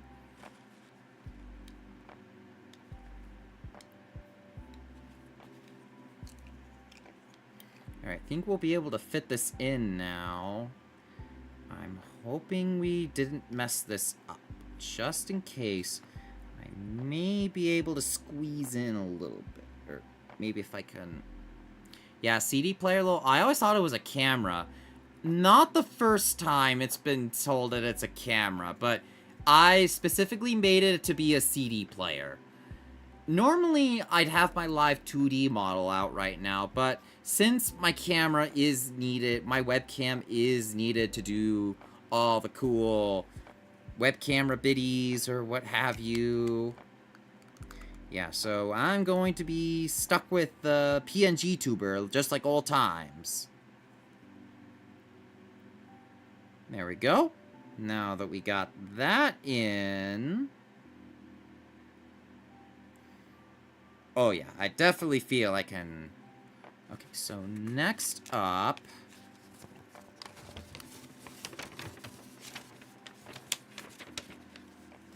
Yeah, it's thankfully does seems like a pretty brisk build, at least as far as SMP goes.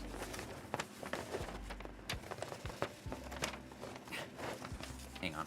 I got a better idea.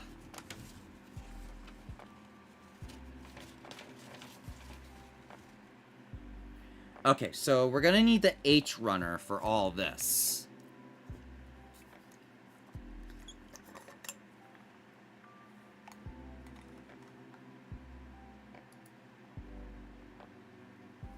There we go.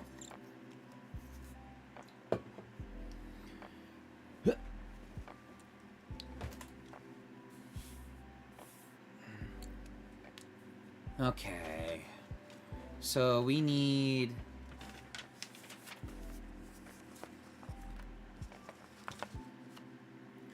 Okay, so... H3, H19... Okay, we need H7 and H24 first. Okay, so H7. So it looks like we're going to be moving on to the legs now.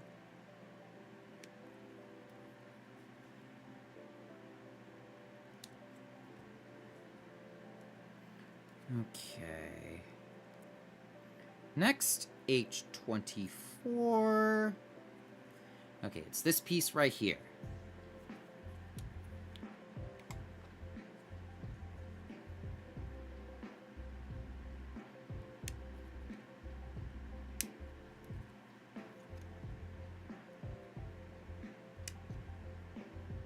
Here we go.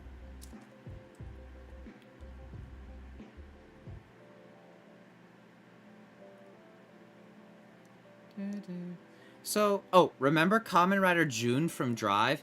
The more I look at the suit design, the more I think the costume production department just grabbed whatever random stuff they could find in the props department and make the suit.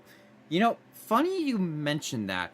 It reminds me of the Power Rangers Time Force and Wild Force crossover, and the enemies that they fought in that crossover, the Mutorgs.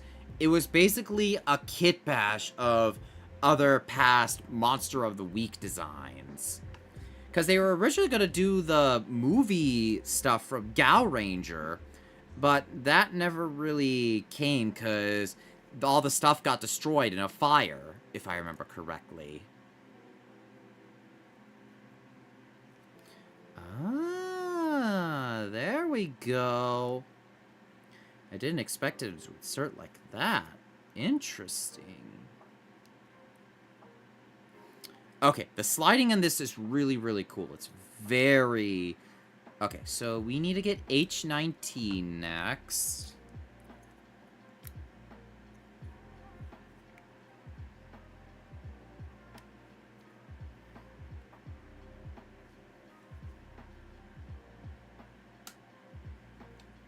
Okay, so it needs to be with the little indent, just like the other part we had. Hold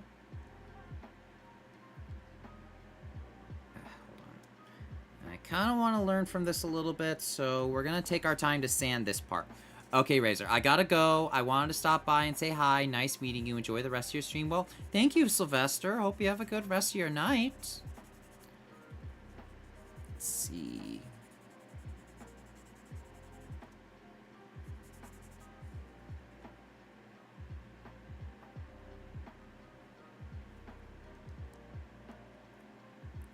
Oh, it fits in so much better after sanding it.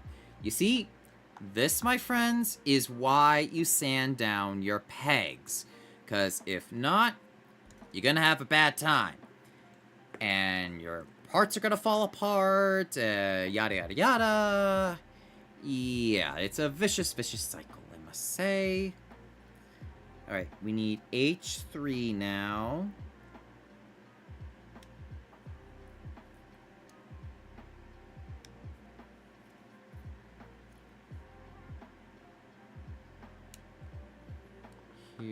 are... All of them appears in...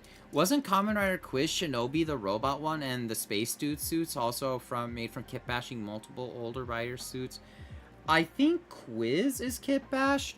Shinobi, I know, is like completely unique design. And if you're talking about the Space Dude, are you talking about Kamen Rider Waz? I don't remember that being kit bashed. But I do know some of the suits from Kamen Rider Geo. Like, I know they all come from Geo. That, I know.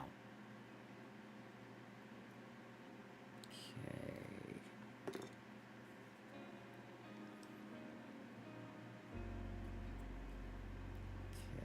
So, oh, did I? Yeah, it's incorrectly. I mean, it's properly inserted correctly. So with that, it should be able to let us use the sliding mechanism here, which should come in handy for the combined mode, and cool. It works pretty darn good. Next, we need H11 and H9. Yeah, the Meteor Forze look-alike. Yeah, Waz. You know, I actually do have Kamen Rider Waz's Henshin jingle for my subscription alert. I just think it's a really catchy little Henshin jingle. So, for all my Tokusatsu fans in chat, what are your guys' favorite Henshin jingles?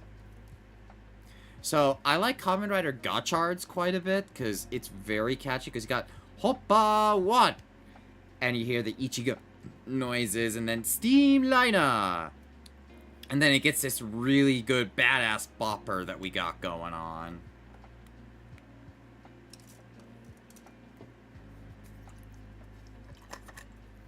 I forgot some of the name, actually. My brain knowledge is more full of Gundam lore. Ah, so you're a Gundam fan, I see. So, tell me more about your favorite Gundam series. So, my favorite is G Gundam. Because I love how balls-to-the-wall wacky that season can get. Oh, so it inserts, like... Okay, okay.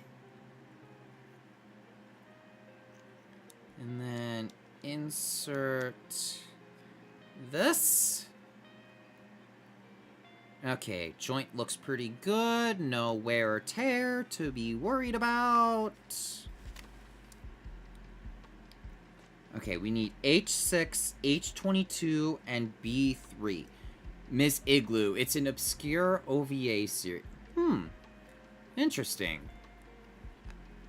I'm kind of familiar with some obscure stuff, and even I'd never heard of that. That's interesting to know. But yeah, my favorite is G Gundam because I love how different it feels from the other Mobile Suit series.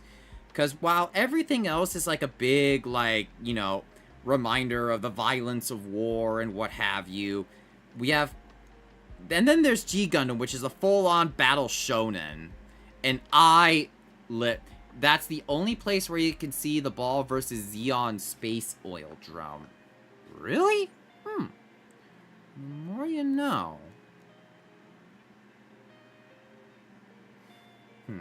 Okay, so looks like we're going to need to sand down the peg here, because it's looking a bit big and tight.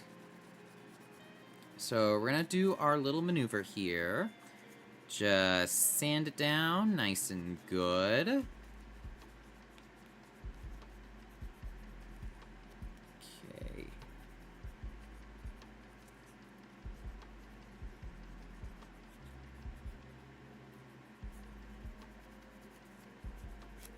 Here we go. Now let's give it a try.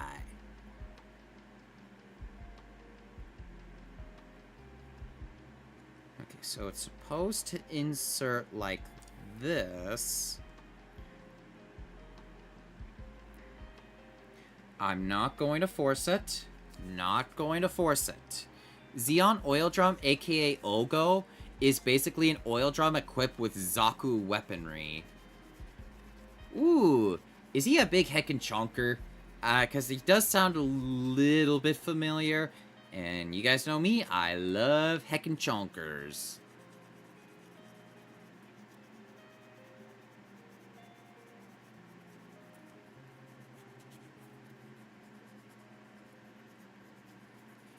Here we are.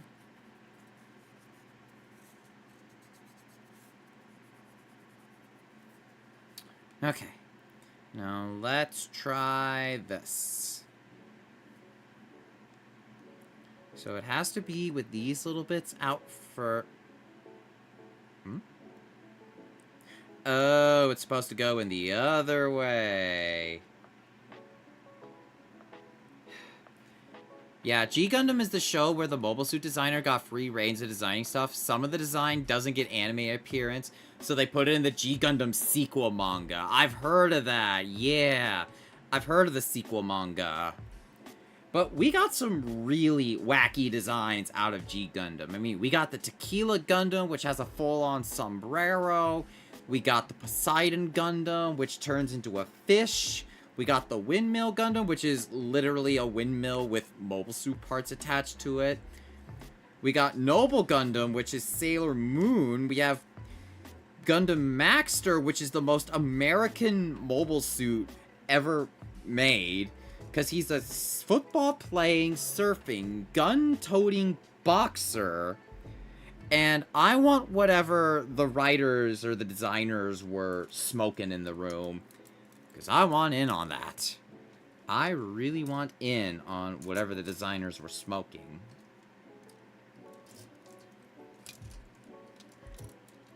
Okay? Okay, what's next?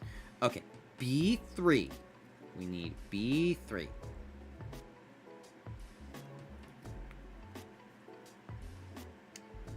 Snip, snip, snip. Got a clip.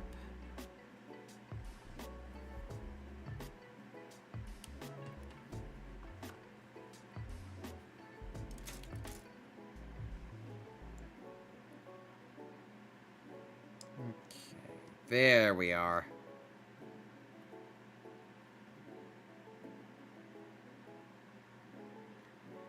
Let's see, is it... It's supposed to go on the other way? Unless... Yeah, it's supposed to be on... Wait, did I get B3? Yeah, I did. I did. Okay, I see. Jumping Gundam is one of the designs that got rejected for anime appearances, so they put it in the manga. It's basically a kangaroo Gundam with boxing gloves, piloted by a kangaroo named Kang-chan. Okay, you won me over on that one. Like, in the anime, we've seen a Gundam piloted by a horse. We also seen one piloted by a mummy, of all things. But a kangaroo? That sounds like something that the Tekken guys would make. And I'm okay with that. That sounds like some good 420 blazing shit right there. A kangaroo mobile suit, piloted by a kangaroo. I'm in. I'm in on that. Okay. Got that. Swivel it around a little bit. Oh, this is looking really, really nice so far. Let's see. Oh, so I see how it equips.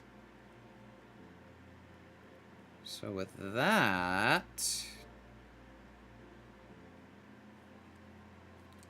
Okay, this is starting to develop. Wait till you see the Monkey Zaku piloted by a new type monkey in the Crossbone Gundam manga. Am I hearing that right? A mobile suit piloted by a monkey? What kind of monkey business are the Gundam writers on? Because again, if I want whatever they're having, I really want whatever they're having.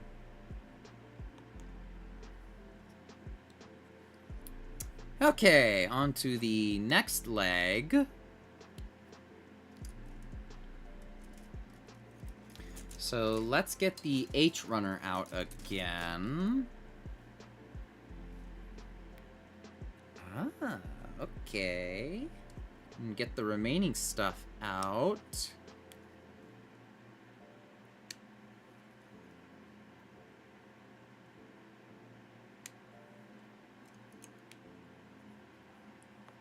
Okay, H8.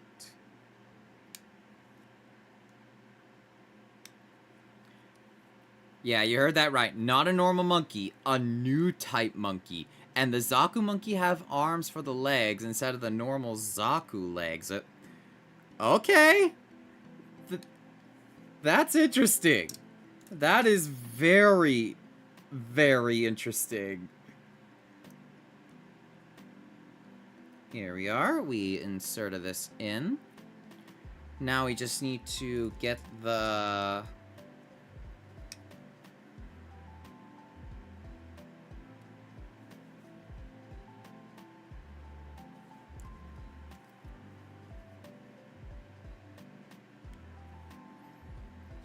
Ooh, got a part of my instructions a little bit wet, but no worries.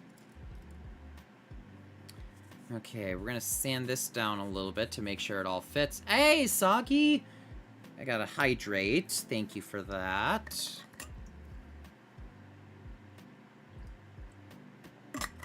Yeah, it does get pretty warm in here.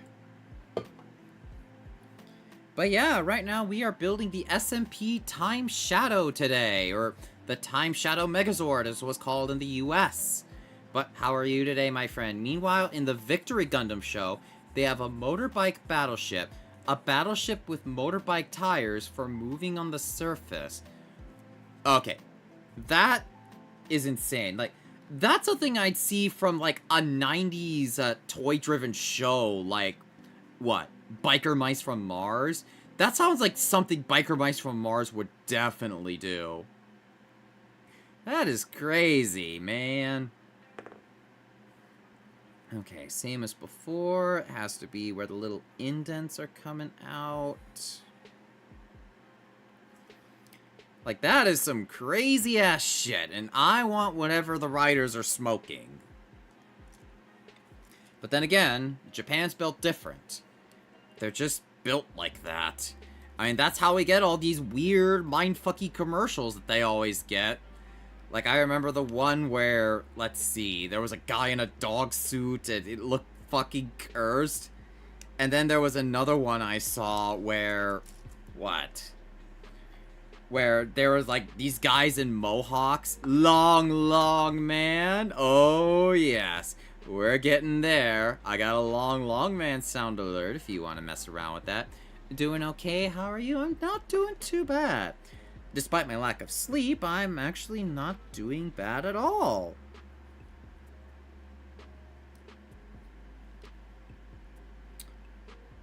Here we are.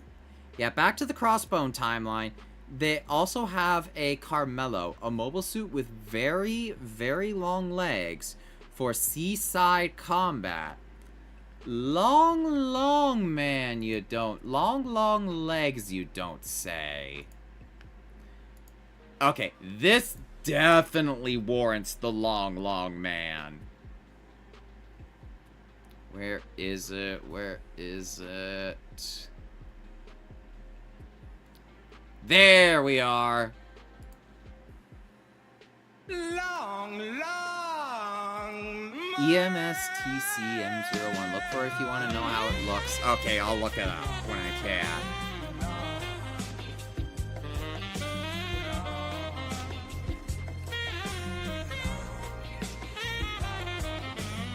You know, I remember first watching the Long Long Man commercials on YouTube, and I'm like, holy god, like the commercials actually had a full-on character arc, which pretty much ended with Yaoi?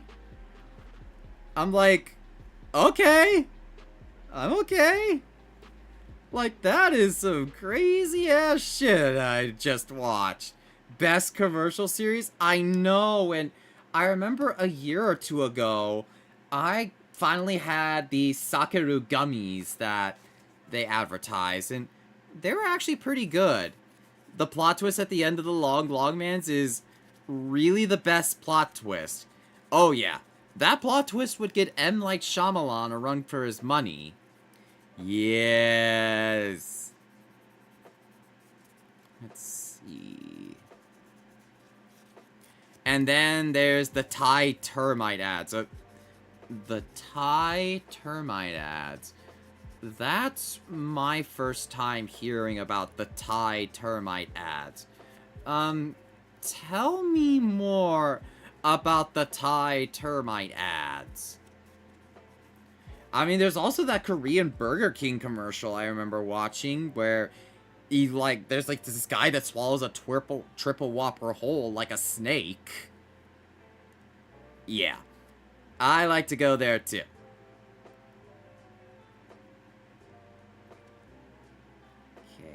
Okay. Ah!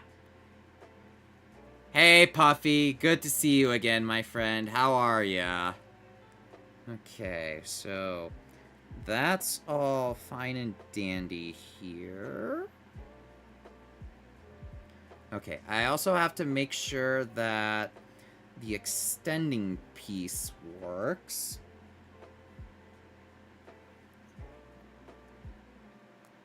There we go. It works flawlessly. Good news. Stop getting pregnant! Stop! Stop pregnancy! Stop getting pregnant. Stop. Hi, cousin. Stop getting pregnant right now! Gonna hop off because of the time. Well, thank you for stopping by, Frank. I hope you have a good rest of your night. And hi, cousin.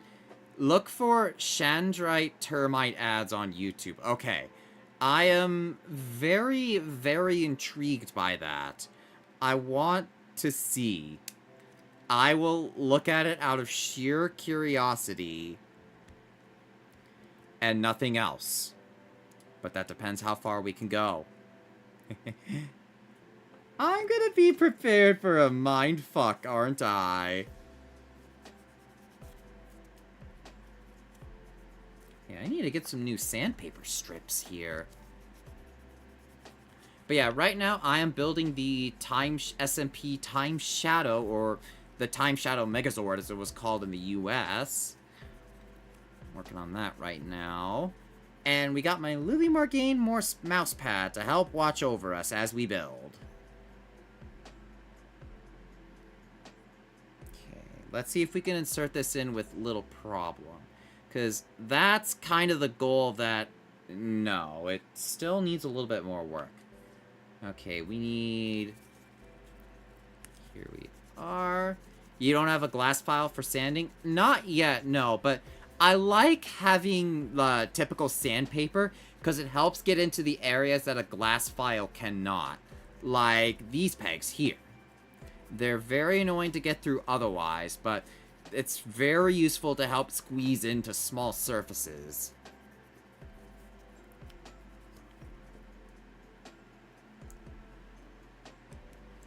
Yeah, sanding sponge is also good. Yeah, I've heard good things about sanding sponges.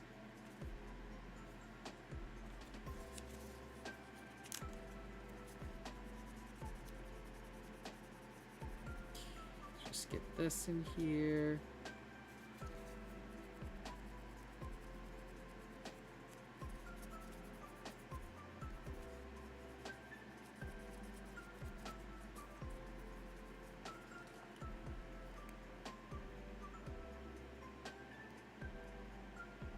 Almost there. Be careful not to break the peg or the... Yeah, this is the right one. This is the right one. But yeah, other than that, I've been on my Uma Musume grind. I did get Satano Diamond in less than 20 pulls, so I'm very, very proud of that. So I got her and Kita-san Black. So yay!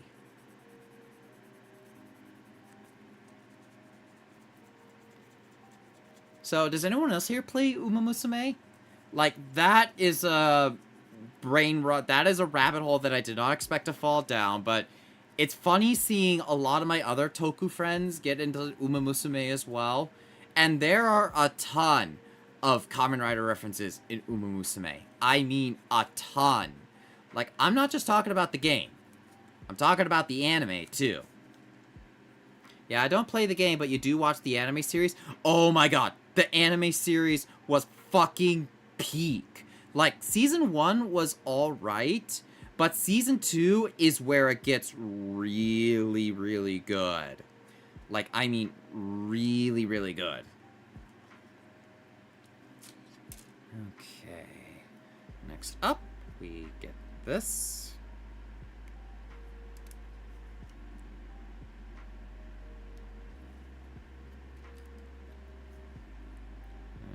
Take this out. Get the F runner. But yeah, as far as all the Kamen Rider references go, there's an entire Kamen Rider based Uma Musume called Biko Pegasus. I was actually telling about this to one of my other chat members a week ago, and he was just amazed how many Toku homages that Biko Pegasus had. And that's just scratching the surface. The B&W, a few days ago, I went to a con near me and did get an autograph with a picture with the actor. Ooh, what voice actor did you see? I want to know, I always love hearing about people's experiences with voice actors, because I do that quite a bit myself. Because at Game On Expo a couple weeks back, I did see quite a lot. So a few I saw were Melissa Fawn. She was super sweet. Robert Patrick, the T-1000. Oh, interesting. Very interesting. Alright, let's insert this in.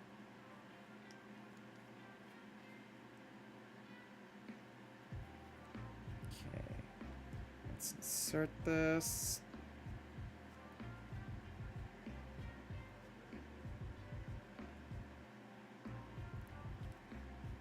But yeah, I saw Melissa Fawn, who was the voice of Gaz from Invader Zim, among a few others. She was also Silverwolf in Honkai Star Rail.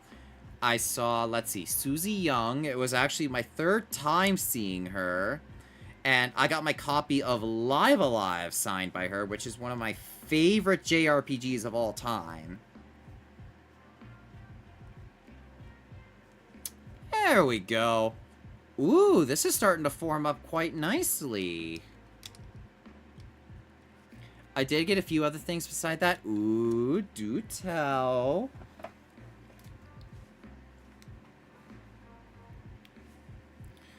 Okay, so next up, we need to get the C runner and the A runner. So, let's see. Where is the C runner? Okay, so A runner is right here. All good.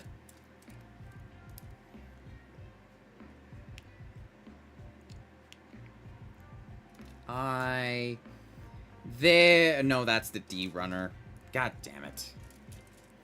Curse me getting my hopes up. Yeah, sometimes mostly things you could put in your bedroom wall. That was the same thing for me. C runner! Found it! Okay. We need C24, C14, and C13. Okay, I see. I see.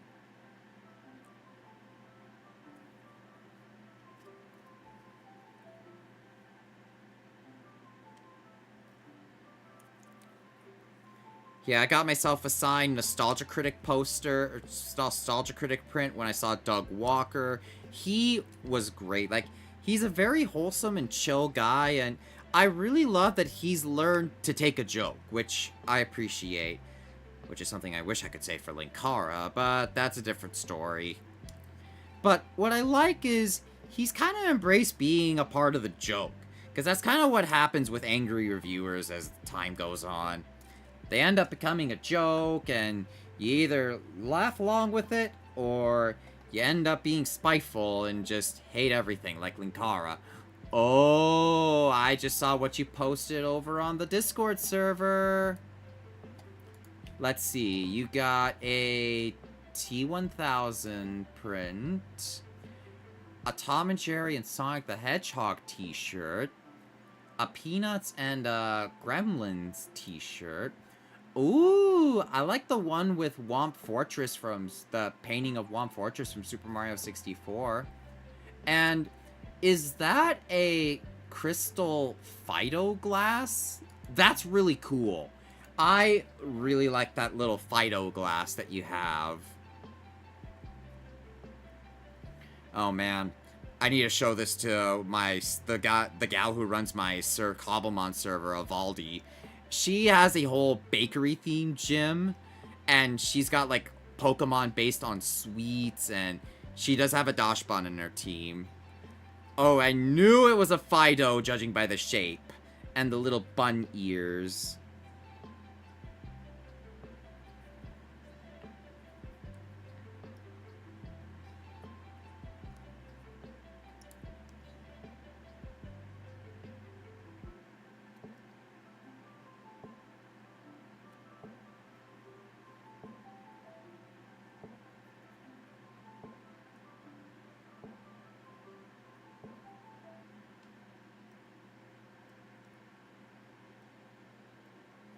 Here we are.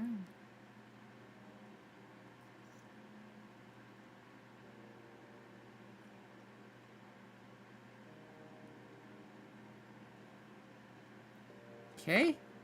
Next up, we need to put in... Hold on. I need to get some excess. There we are.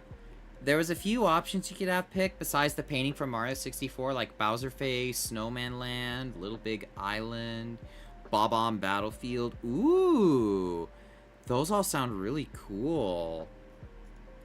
I always did enjoy the crude old 3D of the Mario 64 games. Like, it really does show, like, their little time capsules of eras long ago. Wait. We need to make sure that these are the right one. Or they're inserted into the right places, because we really need to be careful. Alrighty?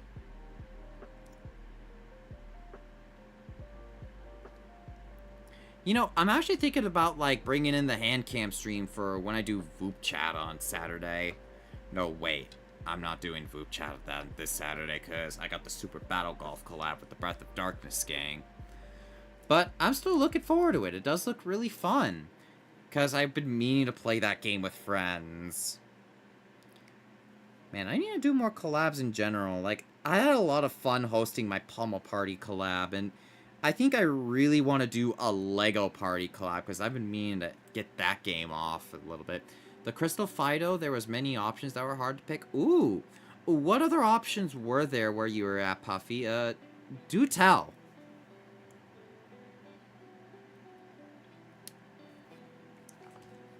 Because I want to know.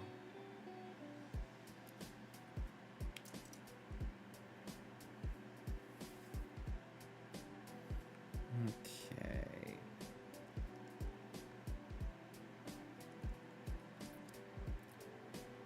Okay, I see where they insert. I see where they insert. Yeah, just gotta have a keen eye to look for these. Nope, don't go in. Nope. Alright.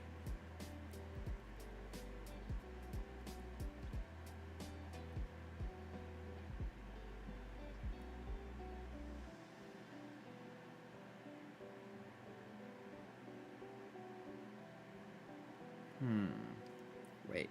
I think this goes the other way. Yeah, there we go. Now we can insert these here. And the instructions tell us they insert through the underside of the ship here. Okay, I see. Yeah, like Eevee, Pikachu, Lapras, Articuno, Houndoom. Oh, a Crystal Articuno would be really cool. You know, this does remind me of a souvenir I got while I was at the Oregon Coast a few months back. 6 months to be exact, but hang on. Let me go and get it in a little bit. Actually, let me fill up my water first, and then I'll show you guys what I'm talking about. So, hold on. Here we go.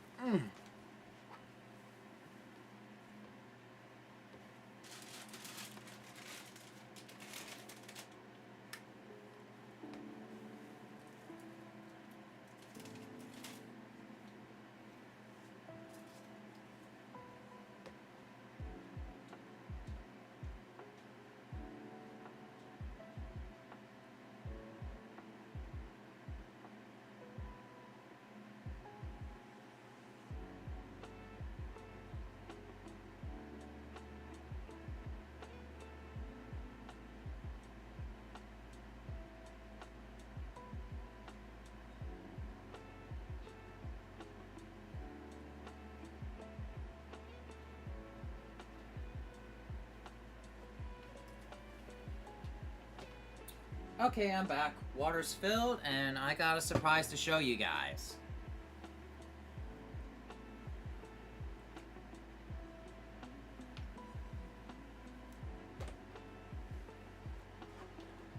I got a nice little treat for you all.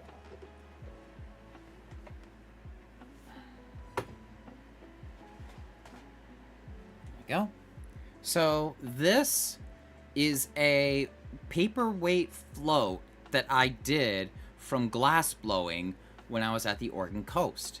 There was this really nice little glass blowing place that my aunt put us up for, and the instructors there were really nice, and they were very hands-on with the whole process, because the way they do it is they gave you a blob of molten glass, and they give you like all these little sequins that you can do to put the colors. So I chose blue, teal, black, and white, especially to go with my whole Demi Boy thing. And they have you twist it, so it's really cool. And the way they kind of handle the glass is so interesting. So they use beeswax to help with the twisting, because otherwise metal would fuse with it. And after you get the whole knot thing done, you then coat it into another thing of glass, and then you twist it like a rotisserie chicken to keep the shape nice and even. And the instructor says they did a really good job, and you get to see all the cool stuff in here. Like, there's some air bubbles in here.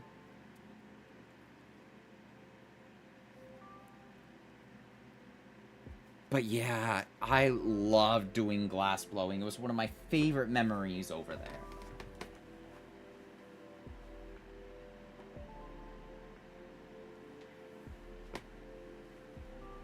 And my aunt and uncle even gave me a nightlight to go with it. Okay. So, we got a little bit off track, but that's okay.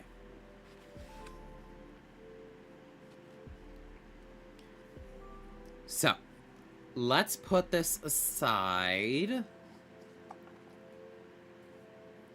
and continue our journey.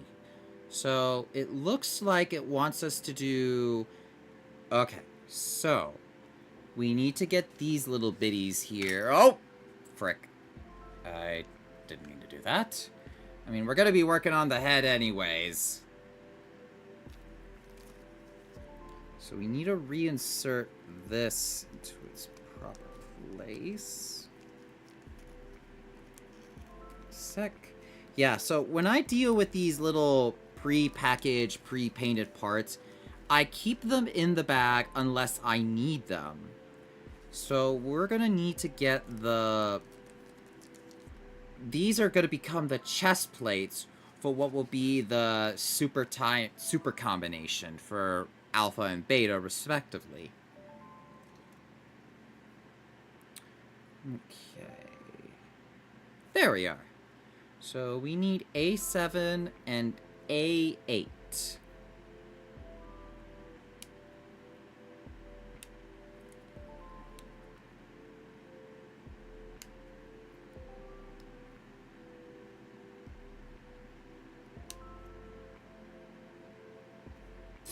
Now we need B14 a little bit.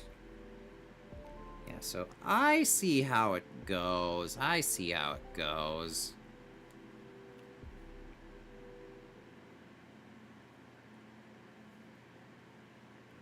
Yeah, we could see like the little cockpit windows. It's really, really cool.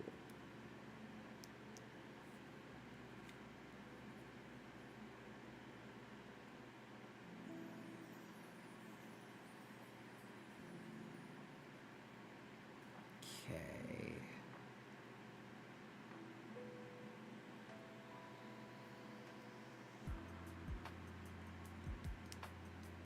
Oh yeah, I did get some new games from the Steam Spring Sale. So I got some of the big deals that they had. Let me look over what I got on Steam lately. So some new stuff I got. I got Yap Yap. So I got a new little collab game to play with friends. Here we go. Because I've been meaning to check that out. I got Tiny Tina's Wonderland and Fallout New Vegas. So yeah, these are the deals that I was able to find. Okay, next up, I need to get B14, which is this one.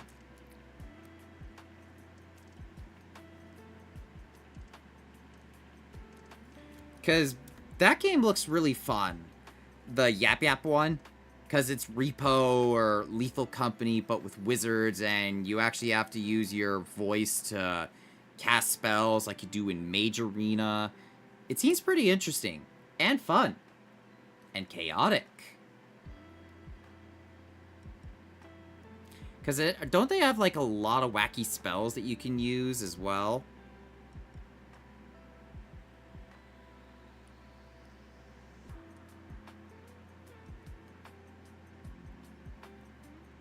Okay.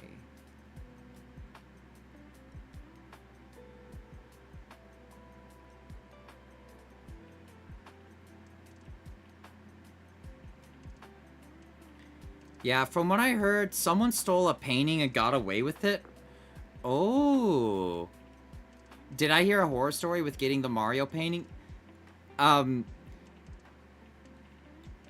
you talking about the convention Puffy, or are you talking about Yap Yap? Okay, so we need to... Okay, so I think we got the orientation right. So that way... We'll insert it in here, and this will become the chess piece for the Combined Time Robo Alpha. Yes, the convention. Oh, you know, I've been hearing a controversy going on myself. Eye Runner. Which one's the Eye Runner? It's K, J... Okay, I, where art thou, Eye Runner? H. There you are, I. Now we're seeing eye to eye. Okay, so I4 and I3. Okay, we do need to be careful with these. I like the gold on this, actually, because normally it's, like, colored like piss. But this actually ain't too bad. Okay, here we are.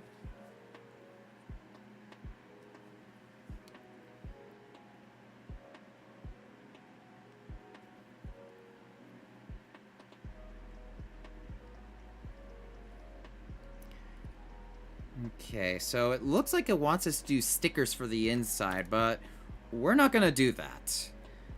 Once we insert him in here...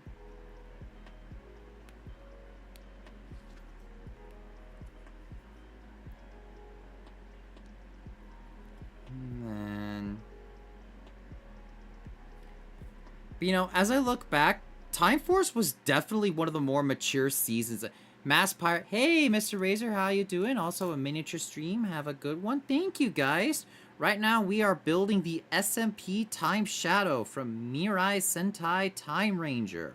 Or the TimeShadow Megazord if we're going the Power Rangers route. But yeah, it's been a lot of fun. I'll show you the progress that we have in a little bit. If I could get this fucking piece in. There we go. A piece de resistance. So, this is what we have. So, oh, Time Ranger, nice. Time Fire is pretty cool. Oh, yes. They have an SMP V-Rex in the works that's coming out around July.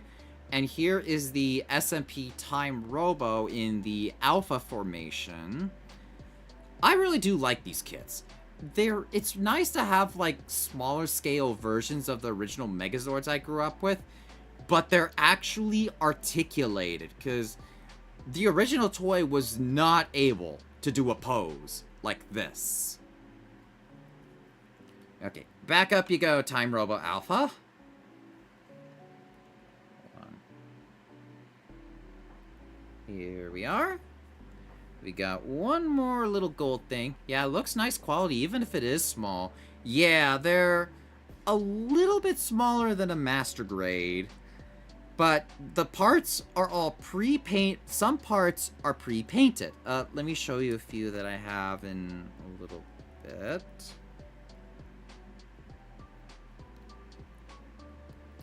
There we go.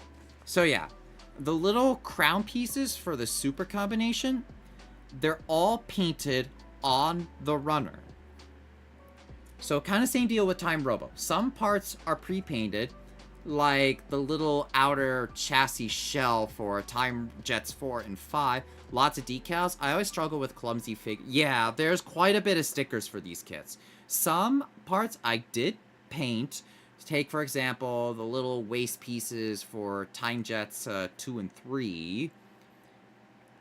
I did try painting these parts chrome silver, but the paint came off way too streaky with the marker, and I could airbrush them, but unfortunately, I don't have an airbrush pump. Like, some parts are stickers, like little multicolored bit on the tip of the sword. This center blue part in the middle is pre-painted. But yeah, you do have a lot of stickers to deal with in some parts. Like, this part here is a sticker. But yeah, let me get my little Sharpie pen, and we can use that to color that in. And then here we go. But the good thing is with these kits is you could choose to paint them if you want to, because the molding on these are really, really good.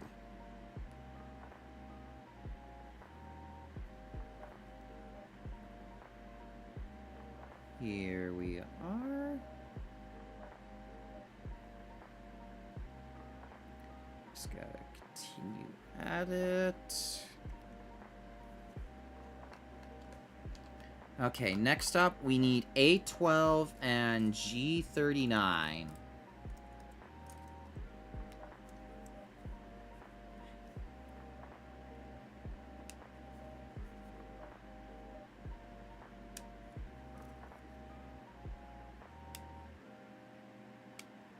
Here we go.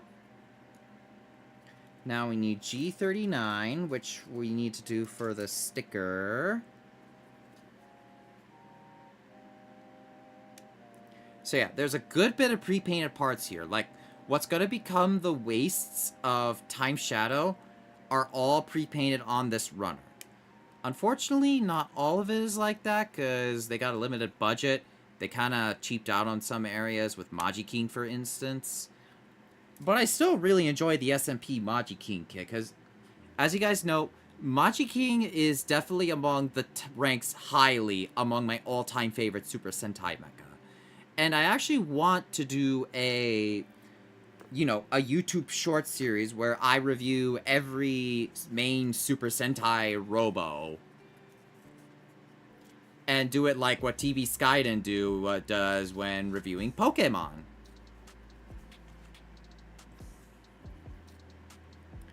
Alright, let's carefully...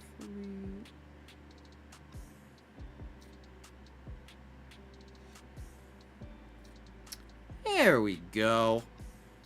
Now we just need to emboss it a little bit to get that nice three-dimensional feel for it. Yeah, I don't know lots about Sentai, much less than I do about Rider, but I know the popular ones, like Maji Ranger, for example. I like the family dynamic. Your favorite Sentai season is Dai Ranger. Ooh, Dai Ranger, I heard, is pretty good. I only watched, like, bits and pieces of it on, like, Tokusatsu. I mean, I also remember the White Ranger there was a kid, and he would take every opportunity to grope the Pink Ranger. Yeah. Japan was weird, I will say. But I also did like Dai Ranger's whole Chinese mythology base. It's really a good focus on different martial arts was cool. Yes, you could definitely see it in like the opening with all the different rangers. It's so cool. And they definitely did Chinese mythology pretty darn good.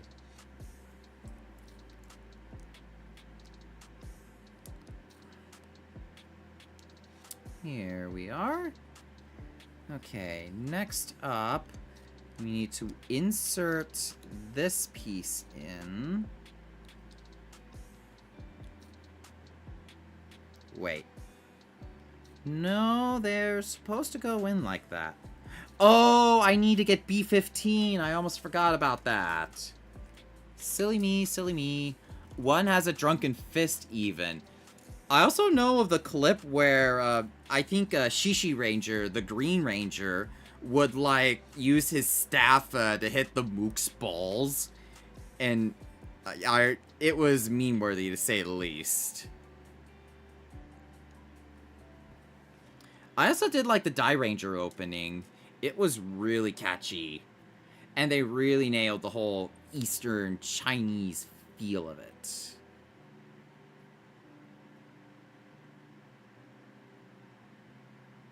Okay, just gotta be very, very careful.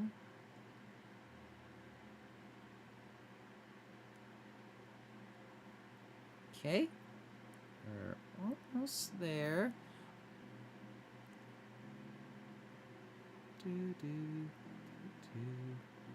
But yeah, I've only dabbled like a little bit into Super Sentai myself. Like, I remember watching, let's see, Kyoryuger when it was airing back then with one of my friends in community college. That's actually one of his favorite seasons. Let's see, I also loved watching Shinkenger. That was a good season. Wish I could say a lot for its English adaptation, Power Rangers Samurai. That one kinda sucked donkey tits, to put it nicely. Next, we need K4. F, C, H, F. Oh, darn. Alright, I remember. It's one of the little translucent ones that are a little bit hard to find. I did watch Shinkenger as it aired. It's when you were still watching Sentai alongside Rider. Yeah. Okay, that's the E runner. Where the hell's the K runner? Bingo! Found it. Found it, found it, found it. Yeah, it was hiding under us the whole time. But this one is gonna be a little bit of a challenge to get out.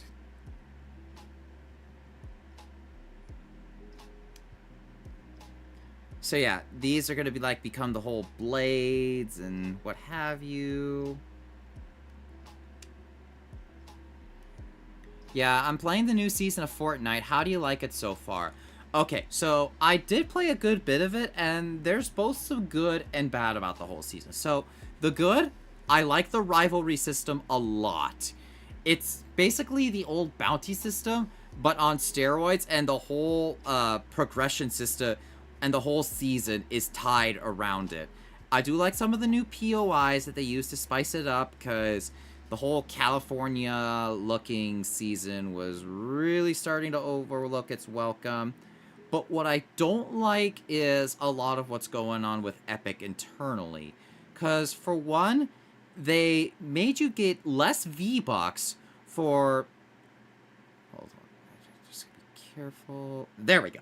There we go. Yeah, because they gave you less V-Bucks.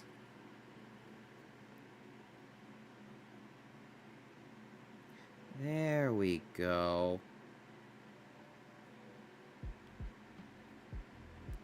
Just gotta insert it until...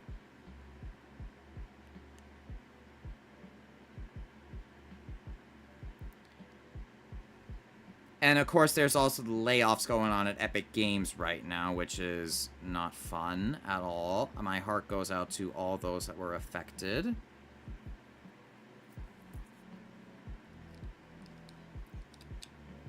Okay, careful.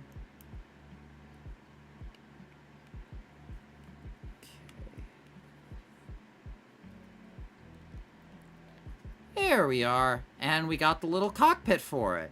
And it flips around and becomes the chest for the super blue form.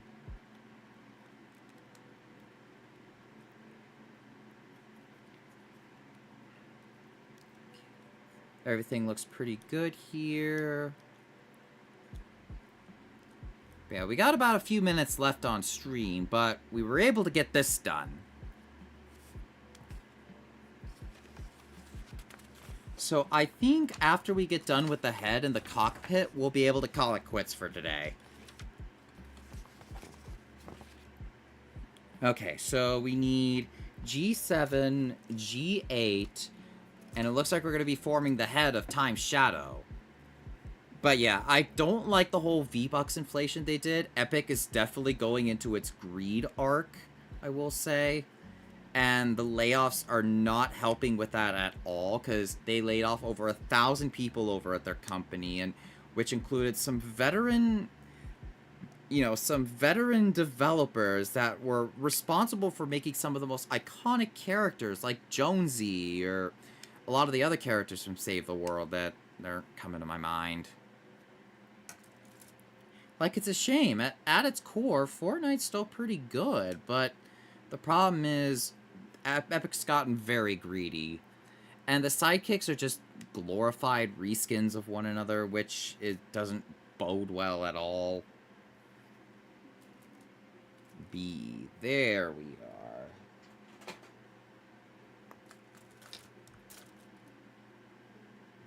Let's see. There we are. We got the little blade fin for...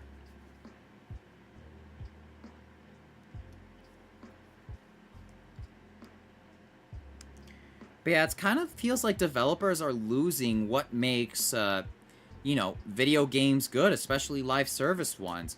It's important to treat the consumer with respect, but I don't think any big-time game developer will get that.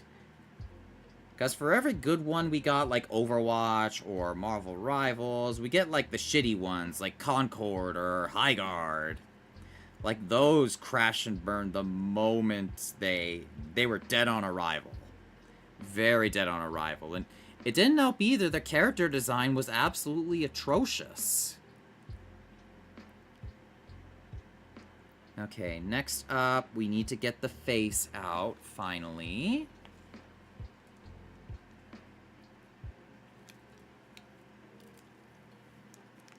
Okay, let's get these out. And get this out.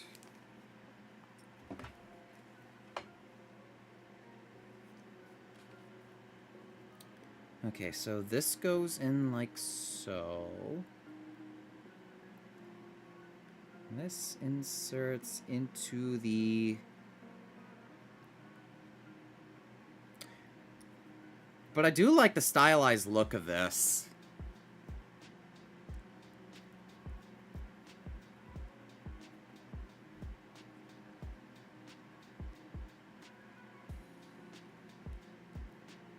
There we go.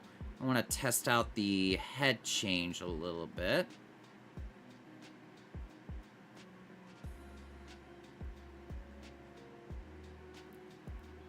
Yeah, there it is. Like, TimeShadow definitely has one of the coolest head sculpts, because it is very ninja inspired, and you guys know me. I am a sucker for ninja aesthetics. Next up, we need D5. We need the D and the A runners. We got A right here, and now we need the D's. More like D's nuts. I'm just joking. I'm just joking, people.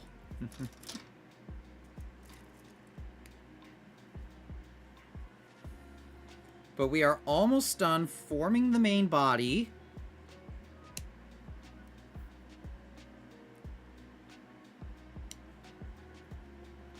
Just need to get this last peg out. Nice. Get this out. You like ninjas? Oh, I know. It's my whole brand, you know? It was even my branding back when I was a flesh tuber. Yeah, do you like ninjas? Yeah, I like ninjas. God, this just reminds me of the whole pirates versus ninjas debacle way back in the olden days of the internet and Facebook. You know, back when Facebook wasn't the poster child for selling your data and privacy and all that shit. Yeah. Good times. Good times. From checking the item shop, they put Daffy Duck and Lola Bunny in the item shop. I do like the inclusion of Looney Tunes. I will say that. And I am working on getting Bugs Bunny myself. Okay. This goes in like so. And for that, this inserts in here. Okay, I see. So this peg will come out. Hold on. I want to make sure that this is stable, because it's always important to check the stability of all the little hinge joints and what have you. Insert the head like so. Oh, so it goes in that way. Okay. Now we need to get C15 and C16.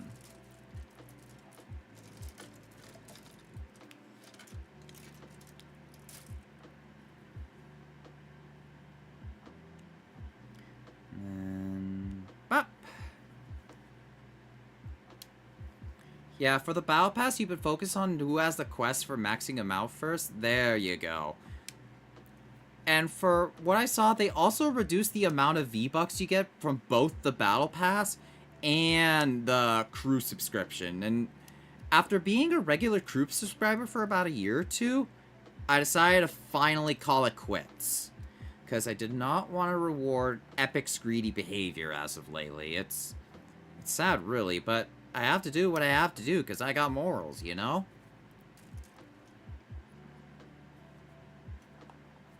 But I will say Bugs Bunny is a very welcome addition. I am very happy to have him.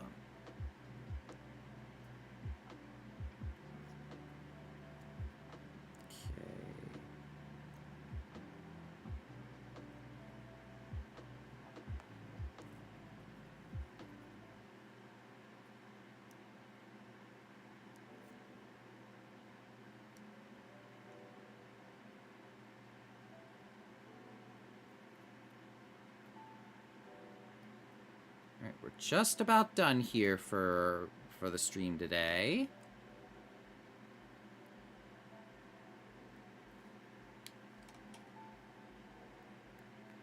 Okay.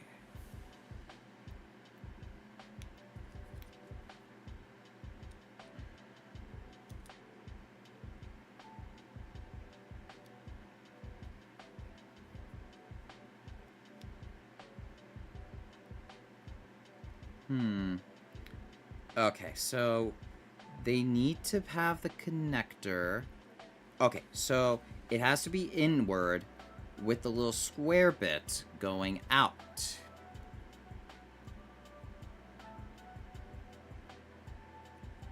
Okay, before anything, I need to... Let's see... There we go. That was actually pretty easy.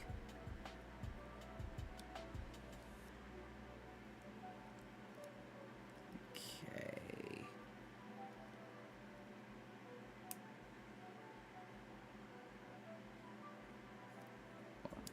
Need to make sure this is all connected.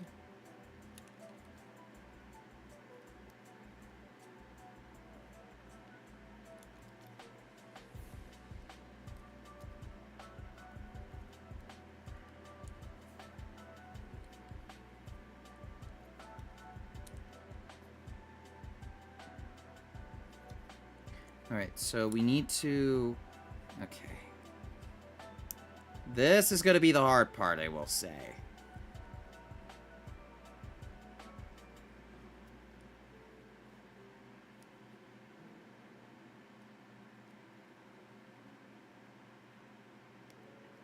There we go. There we go.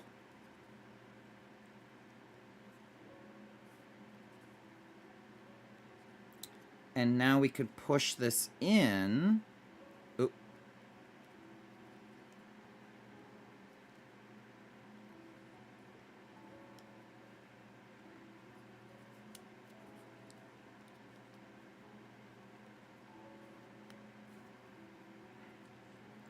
There we are.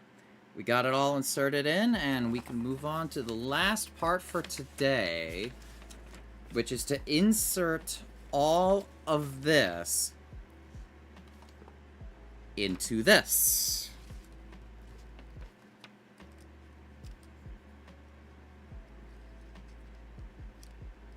Okay, where do they go? Okay, I see. I see. And then, okay, we push.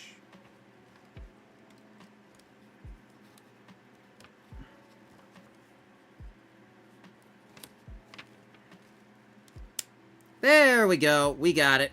We got it. And with that, we can push this whole assembly inward.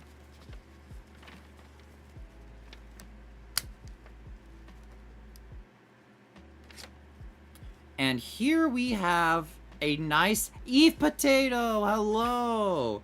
I was actually just wrapping up for today. We just finished this whole assembly for TimeShadow, which is the whole jet bits.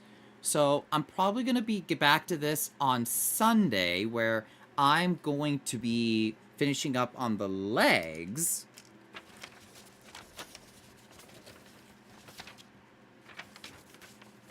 Hold on. But yeah, it's actually looking really good. And thanks for the stream, man. Have a good evening or night. Well, thank you, man. Hope you have a good rest of your night as well, guys. But let's go and... But look at this. This stealth bomber is looking really cool. Kind of coincidental, because Lily has plain autism. I kind of want to show her this cool futuristic stealth bomber and just see her head explode from just the pure... From just our special interest rolling into one.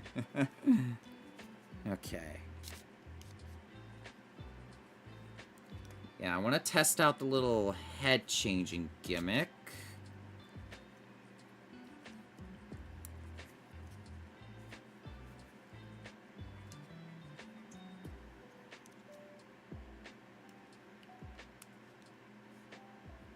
Let's see.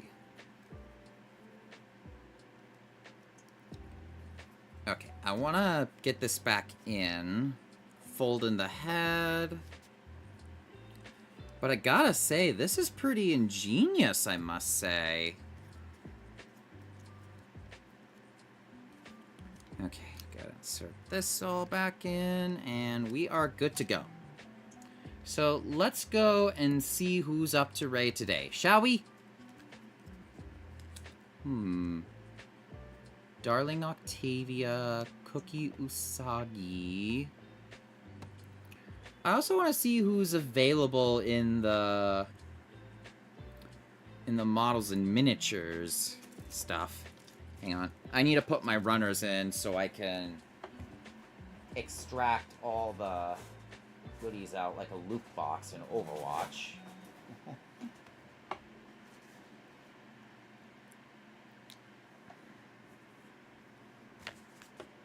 But we do still got a good amount of progress left to do on it.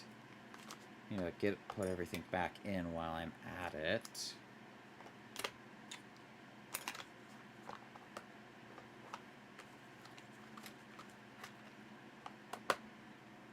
Awesome! Alright, who else is available on models and miniatures?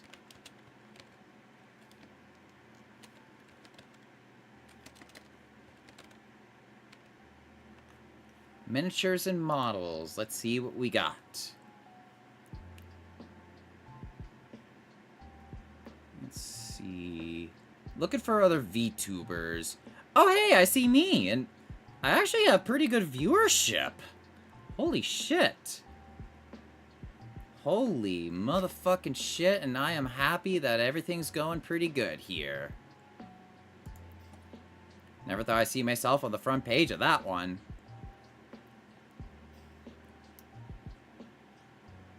Alright, doesn't look like there's anyone too interesting, but let's go see who else is on. Dead Muse, Neko Yoru, Astria. She had her birthday a day or two ago, if I remember correctly. Sarah. And Koki.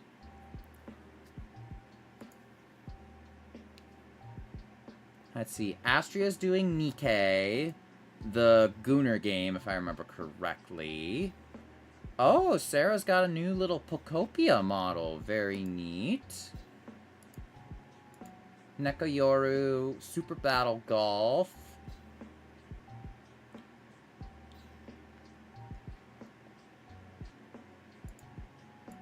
Dead Muse is doing Nova Roma. Never heard of that game. And Darling Octavia is doing Marvel Rivals. You know, I'm feeling adventurous, so we're gonna go raid my friend Koki. She's one of the first big VTubers I ever got to meet, and she's super sweet. You guys will love her.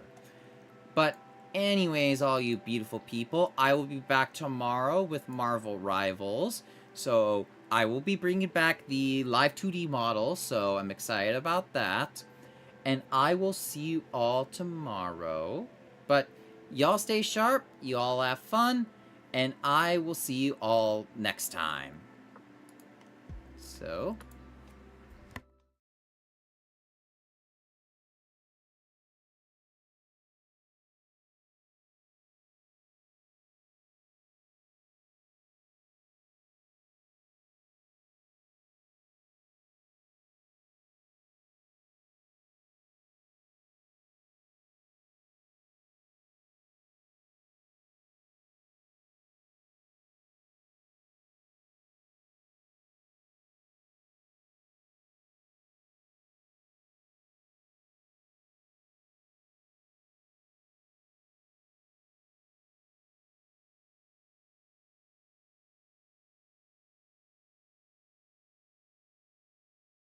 誰じゃ俺じゃ忍者